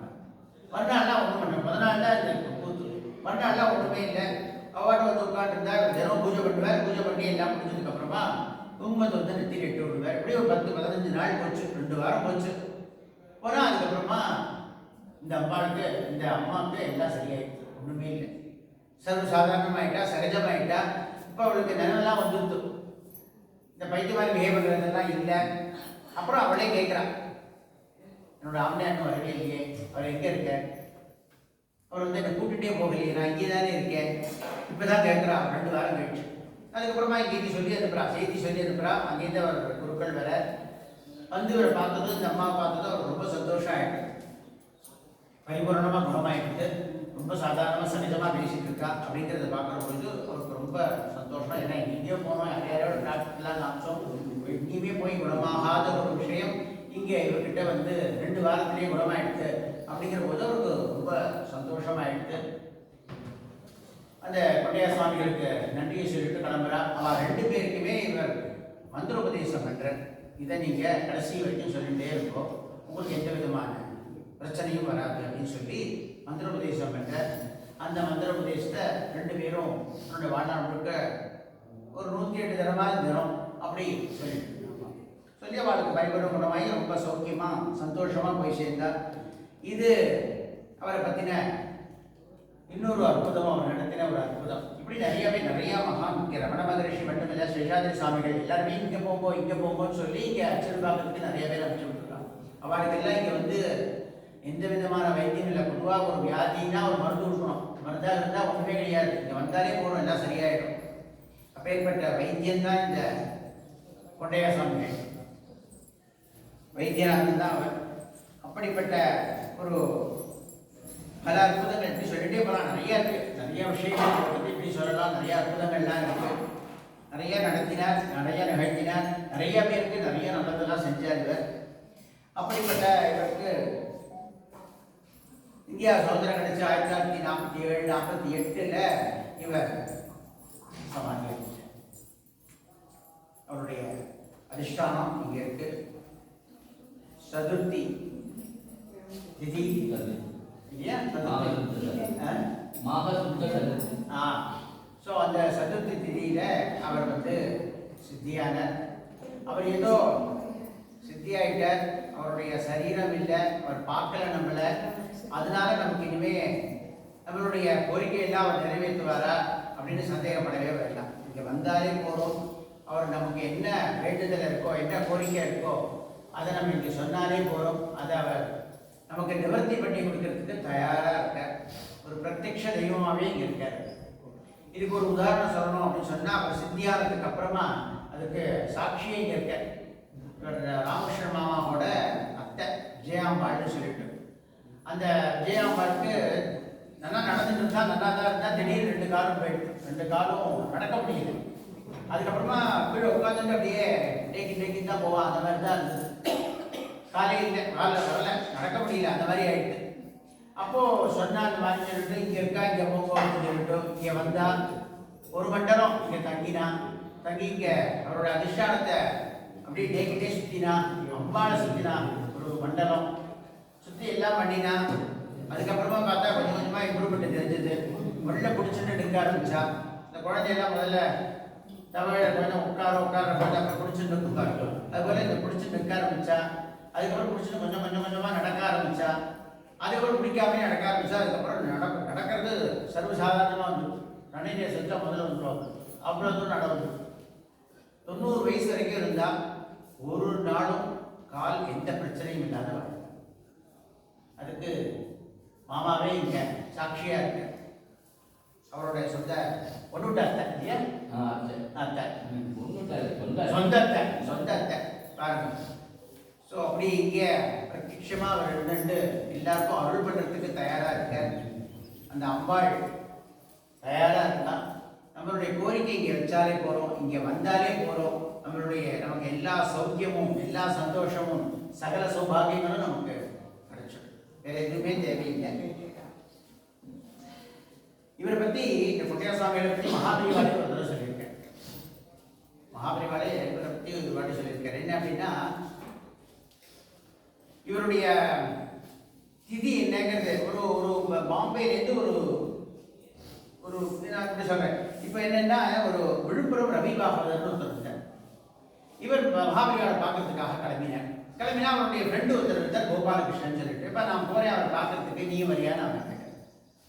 அப்போ அந்த சரி நானும் வரேன் அப்படின்னு சொல்லி 2 பேரும் போகலாம் வாங்க. 2 பேருமா போனால் போய் மகாபரிவாளை பார்த்தேன். அந்த காலகட்டத்தில் மகாபரிவா அப்படின்னாக்கா ஒரு மேலால் உட்காந்துருந்தா காட்சியை கொடுக்கும். அங்கே என்ன தரிசனம் பார்க்க முடியும், வாழ்க்கைலாம் தெரிஞ்சிருக்கும். மேனான்னா ஒரு பல்லக்கு, அந்த பல்லக்கு இன்னமும் இருக்குங்க. காஞ்சிபுரம் போனேன்னா கூட அந்த பல்லக்கு அவர் பயன்படுத்தின பல்லக்கு அப்படியே வச்சிருக்காங்க. அந்த பல்லக்கில் உட்காந்துருந்தா எல்லாருக்கும் அவர் காட்சி கொடுப்பார். அங்கேருந்து தான் பார்க்க முடியும், அங்கேருந்து தான் இது பண்ண முடியும். அதே போல் அதில் உட்காந்துருந்தார். அன்னைக்கு 2 பேரும் அங்கே போனால், அங்கே போனதும் அங்கே ஸ்ரீபாலுன்னு மனத்தில் ஒரு கைங்கரியம் பண்ணுறவர் இருப்பார். அவர் தான் எல்லாரும் இன்ட்ரடியூஸ் பண்ணி விடுவார். இந்நேரம் வந்திருக்கான்னு சொல்லிட்டு மகாபிரிவாவுக்கு அவர் தான் இன்ட்ரடியூஸ் பண்ணி விடுவார். அப்படி வந்தபோது இவா 2 பேரை பற்றியும் அவர் தான் சொன்னார். அவர் என்ன பண்ணார், இப்படி பார்த்தார் 2 பேரையும். நீ யாரு அப்படின்னு மறுபடியும் அப்படின்னு ஒருத்தரை பற்றி 2 பேரையும் பற்றியும் அவர் கேட்கவும், இந்த ரஹீம் பாகவதர் என்ன சொன்னார், நம்ம முன்னோர்கள் பேர்லாம் சொல்லு, அவர் கரெக்டாக யார் என்னங்கிறது புரிஞ்சுப்பார் அப்படின்னு சொல்லிட்டு இந்த கோபாலகிருஷ்ணன் அவருடைய ஃப்ரெண்டுக்கு சொல்கிறார். அவர் சொன்னார் உடனே, நான் வந்து கொண்டையா சாமிகளோட பேரன் அப்படின்னு சொல்லி மகாபரிவாக்கிட்ட சொல்கிறார். அவர் இன்னும் கொஞ்சம் இப்படி ஒத்து பார்த்துட்டு, அப்படியா கொட்டையசாமியோட பேருனா எந்த கொட்டையசாமிகள்? அந்த சிறுபாக்கத்தில் இருந்தாரே அந்த கொட்டையசாமிகளா? அந்த அந்தரத்துல அடயோகம் பண்ணி அம்பாளை தரிசனம் பண்ணினாரே அந்த கொட்டையசாமிகளா? அங்க வந்தவாளுக்கெல்லாம் என்னெல்லாம் வியாதி இருந்தோ அந்த வியாதியெல்லாம் தன்னுடைய தவ வலிமையினாலே போக்கினாரே அந்த கொட்டையசாமிகளா? அப்படின்னு சொல்லி அந்த கொட்டையசாமிகளா அவருடைய பெரிய அவருடைய விஷயங்கள் எல்லாத்தையும் ஒன்றா அவர் சொல்லி சொல்லி அவரான்னு சொல்லி கேட்கிறார். இந்த கோபாலகிருஷ்ணனுக்கு அவரை பற்றி எப்படிதான் தெரியுது? இவ்வளவு பெரிய மகாநாயகர் நமக்கு தெரியாது இருக்கு, இவர் சொல்றாரு அவ்வளவையும் அப்படின்னு சொல்லி அதுக்கப்புறம் தான் அவருக்கே தெரியுது. அப்புறம் இப்படி கொஞ்ச நாள் அவரை பார்த்துட்டு மகாபிரியா சொல்றா, நீ அவர் பேரனா அப்படின்னு மறுபடியும் கேட்கிறார். சரி கேட்டு சொல்றாரு, இருக்க முடியாது, ஏன்னா அவர் சமாதியாகி 40 வருஷம் ஆகிட்டு, நீ அவர் பேரனா அப்படின்னு மறுபடியும் கேட்கிறார். அப்போ டக்குன்னு இந்த கோபாலகிருஷ்ணன் அப்புறம் தான் சொல்றாரு, இல்லை இல்லை என்னோட மாமா தாத்தாவை நான் நேரடி பேரன் கிடையாது அப்படிங்கிற விஷயத்தை அவர் சொல்றார். உடனே ஓ அப்படியா அப்படின்னு சொல்லிட்டு, சரி உனக்கு சாப்பாட்டுக்கெல்லாம் எப்படி இருக்கு அப்படின்னு கேட்குறேன், சௌக்கியங்கள்லாம் எப்படி இருக்கு என்ன அப்படின்னு கேட்குறேன். அவர் சொல்ல, பெரியவாவுடைய அனுகிரகத்தில் நன்னாவே இருக்கேன், நான் சௌக்கியமாக இருக்கேன், ஒன்றும் இது இல்லை அப்படின்னு சொல்லிட்டு. அப்போ அவர் கேட்குறார், எனக்காக ஒரு காரியம் பண்ணுவியா என்னங்கிற. பாம்பேலேருந்து ஒரு குடும்பம் தொடர்ந்து வந்து இங்கே குரு ஆராதனை பண்ணிட்டு இருந்தா, ஏதோ காரணம் அவளால் வர முடியல, நின்று போயிடுது, அதை ஒன்னால எடுத்து செய்ய முடியுமா, நீ செய்வியா அப்படின்னு சொல்லி கேட்குற. அவர் சொன்னார், பெரியவா சொன்னா உத்தரவு நான் செய்கிறேன், அவருடைய திதி எப்போன்னு சொல்லுங்கோ, நான் செய்ய தயாராக இருக்கேன் அப்படின்னு சொல்லி கேட்குறேன். மகாபிரியா சொல்றார், அந்த திதி பக்கத்தில் இப்போ தான் வரப்போகுதுன்னு நினைக்கிறேன் நான், ஆனால் அது வந்து லஸ்கானரில் ஒருத்தர் ராதாகிருஷ்ணன் இருக்கார், அவரோட பெரியமா, அவளுக்கு தான் கரெக்டாக தெரியும் அவரோட திதி என்னன்னு. நீ ஒரு காரியம் பண்ண, இந்த மடத்தில் போனேன்னா மேனேஜர் இருப்பார், அவர்கிட்ட நீ எல்லா விவரமும் வாங்கிக்கோ, வாங்கிட்டு அவர் லஸ்கானரில் எங்கே இருக்கார் அப்படிங்கிறதெல்லாம் கேட்டு தெரிஞ்சுக்கோ. நீ தாமதம் பண்ணாத, நேராக போய் அவர்கிட்ட கேளு, அவள் பெரியமாட்ட கேளு என்னன்னு அவள் சொல்லுவான். உடனே இந்த வருஷத்துலேருந்தே குரு ஆராதனை ஆரம்பிச்சுடு அப்படின்னு சொல்லி சொல்றேன். உடனே சரின்னு சொல்லி 2 பேரும் என்ன பண்றா, அந்த மடத்து மேனேஜர்கிட்ட போய் பேசணும் அப்படின்னு சொல்லிட்டு அங்கே போய் அவர்கிட்ட விவரம் கேட்குறா. மாதிரி அவர் பெரியவா சொன்னா, யாரோ ராதாகிருஷ்ணாமே லஸ்கானரில் இருக்காராமே, அவருடைய அட்ரஸ் எல்லாம் ரொம்ப அவர்கிட்ட போகணும், போய் பேசணும் அப்படின்னு எப்படிவா பேசிட்டே இருக்கா. அதுக்குள்ளே என்ன பண்ணுற, இந்த மகாபெரிவா கிளம்பி காமாட்சி அம்மன் கோயிலுக்கு போயிட்டார். அப்புறம் காமாட்சி அம்மன் கோயில் போய் செத்தராய்க்கெல்லாம் பார்த்தா அங்கேயும் ஒருத்தர் வந்து ஒரு 50 வயசு இருக்கும். அவர் நேராக இவாகிட்ட வந்து, யாரோ விழுப்புரத்துலேருந்து 2 பேர் வந்திருக்கேலாமே, என்ன பார்க்கணும்னு சொன்னேலாமே, மகாபலினா சொன்னாருங்க, சொல்லி நீங்க போகும் மடத்துக்குன்னு சொல்லி சொன்னார், அதுதான் நான் வந்திருக்கேங்க. எப்படி பாருங்க, இந்த கோபாலகிருஷ்ணன் நீங்க வரதாவே இல்லை, இன்னைக்கு காஞ்சிபுரம் வரதாகவே இல்லை, இவர் தான் போகிறதா இருந்தது, ரவி பாகவதன் தான் போகிறதா, புக்கெல்லாம் போட்டிருக்கார், மகாபிராட்டே புக்கெல்லாம் போட்டிருக்காரு ரவி பாகவதங்கிறவர், அவர் தான் போகிறதா இருந்தது. அவரை இவரை கேட்க வச்சு இவரையும் இங்கே கூட்டிட்டு வந்தார். இவர் இங்கே வந்தார், அவர் அங்கே இந்த லஸ்கானர்லேருந்து இங்கே வரவேற்றார். வரவேற்று அவர் காமாட்சி அம்மன் கோயில் இருக்கார், இவர் இங்கே இருக்கார். அங்கே சொல்லி அனுப்புறார், அங்கே 2 பேர் இருக்கா, காத்துட்டு இருக்கா, நீ போ அப்படின்னு சொல்லி. அங்கேயும் வரா, இவர்கிட்ட கேட்கிறான். இவர் சொல்றார், நான் தான் ராதாகிருஷ்ணன் அப்படிங்கிறார். விஷயத்தை சொல்றா, இந்த மாதிரி தெளிவா சொல்லியிருக்கா அப்படின்னு சொல்லிட்டு, சரின்னா விடுகிடுன்னு நேராக அங்கே வந்தா, அவன் பெரியமாவை பார்த்தா, அவன் கேட்டா, அவள் தான் சொல்றான் சதுர்த்தி அப்படின்னு சொல்லிட்டு சொல்றான். பார்த்தா ஒரு வாரத்துல அந்த திதி வருது, மறுபடியும் அவன் ஆரம்பிக்கிறான். அப்படி ஆரம்பிச்சு மறுபடியும் இங்க குரு பூஜை பிரமாதமா நடக்க ஆரம்பிச்சது. அப்படியே ஆரம்பிச்சு இப்போ இத்தனை வருஷம் ஆயிடுது. இப்போ இங்கேயும் இன்னைக்கு இந்த வருஷம் நம்ம எல்லாரும் இங்க சேர்ந்து அந்த குருவை ஆராதிக்கணும் அப்படிங்கிறது அவரோட சங்கல்பம். அது இங்க நடக்கும். இப்படி அந்த குருவோட மகிமை எப்படி சொல்லிட்டே போகலாம். இன்னைக்கு நேரம் ரொம்ப இல்லை, ஆகையினால நம்ம பாவதாலாம் காத்துட்டு இருக்கா, அவெல்லாம் பாடணும். ஆகையினால குருவை சரணாகதி அடைவோம். குரு சரணாகதி தான் ரொம்ப முக்கியம். சரணாகதின்னு அவர்கிட்ட அடைச்சிட்டோம் அப்படின்னு சொன்னா நம்ம இம்மை மறுமை என்னெல்லாம் வேணுமோ அதெல்லாம் கொடுக்கறதுக்கு அவர் காத்துட்டு இருக்கார். நம்ம எதுவுமே இது வேணும் அது வேணும்னு அவர்கிட்ட கேட்கவே வேண்டாம், அவரே கொடுத்துருவார். சரணாகதி தத்துவம் தான் மிகச்சிறந்த உயர்ந்த தத்துவம். அதனால தான் ராமாயணத்தில் விபீஷண சரணாகதி ரொம்ப உயர்வாக பேசப்படுறது. பொதுவாக ராமாயணம் சொல்கிறவாள்லாம் பார்த்தீங்கன்னா ஒரு நாள் விபீஷண சரணாகதி பற்றி மட்டுமே சொல்லுவோம். ஏன் அப்படி அது அவ்வளவு சக்தியானது அப்படின்னு சொன்னால் நீங்கள் என்ன யோசிச்சு பாருங்க. லங்கைக்கு லங்கேஸ்வரன் இவன் தானே ஆண்டு இருந்தான். அதுக்கப்புறம் யார் வரணும்? உள்ள தானே வரணும் இல்லை? விபீஷணனோட தம்பி தானே. விபீஷணோட தம்பி அவன் எங்கேயாவது ராஜாவா வருவான்னு கனவுல கூட நினைச்சு பார்த்துருப்பானா? நம்ம ராஜாவா வருவோம் ஸ்ரீலங்காக்கு இலங்கைக்கு அப்படின்னு அவன் கனவுல கூட நினைச்சு பார்த்துருப்பானா? நினைச்சு பார்த்துருக்க மாட்டான். ஆனா இங்க ராமர்கிட்ட சரணாகதி ஆனதுனால அவர் என்ன பண்றார்? லங்கேஸ்வரன் ராவணனோட போர் பண்ணி ஜெயிச்சதுக்கு அப்புறமா விபீஷணனை தான் அங்க ராஜாவா. ஏன்னா இந்திரஜித்தும் போர்ல இறந்து போயிடுறான். அதனால விபீஷணனை அங்க ராஜாவா ஆக்குற. அப்போ எது உயர்ந்தது அப்படின்னா இந்த சரணாகதி தத்துவம் தான் உயர்ந்தது. சரணாகதின்னு ஆயிட்டோம் அப்படின்னு சொன்னோம்னால் குப்பையில கடந்தா கூட கொண்டு போய் கோபுரத்தை வச்சுடுவார் குரு. அப்படிப்பட்ட குருவோட பார்வை பட்டது அப்படின்னா அந்த மாதிரி நடக்கும். ஆக அப்படிப்பட்ட குரு நமக்கெல்லாம் இன்னைக்கு இங்கே கிடைச்சிருக்கா. அந்த குருவை ஆராதிப்போம், ஆராதனை செய்வோம். எப்பெல்லாம் முடியுமோ அப்பெல்லாம் இங்கே வருவோம். நம்ம எங்கே இருந்தாலும் போகிறோம். அவரை பிரார்த்தனை பண்ணிட்டாலே போகிறோம். நம்ம பிரார்த்தனை இருக்கோம், நமக்கு என்ன வேண்டுதல் இருக்கோ அதை நம்ம வேண்டிட்டாலே போகிறோம். நடத்தி கொடுக்கறதுக்கு அவர் தயாராக இருக்கார். அம்மா பிரத்யட்சமாக இங்கே இருக்கா. அவளை வேண்டிப்போம், அவளை சரணாகதி ஆவோம் அப்படின்னு சொல்லி இங்கே வாய்ப்பு கொடுத்த அனைவருக்கும் நன்றி சொல்லி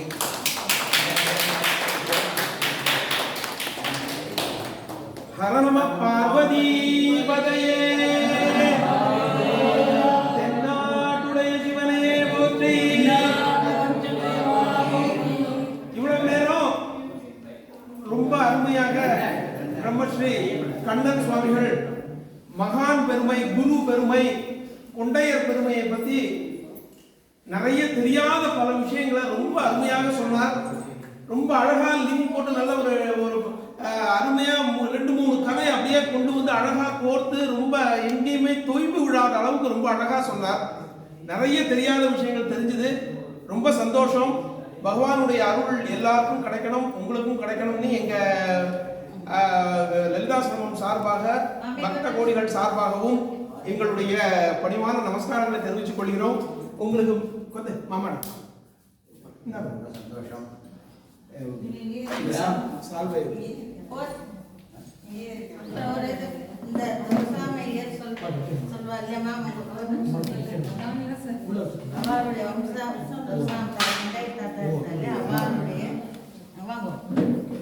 பேரன் துர்சாமையருடைய அந்த வம்சார்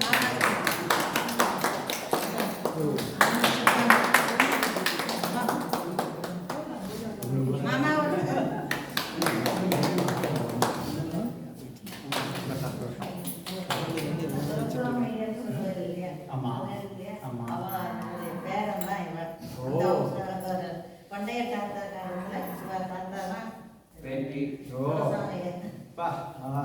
பொண்ணோட பிள்ளை. ரொம்ப சந்தோஷம். அம்மாவே இங்க பண்டைய தாத்தா கிட்ட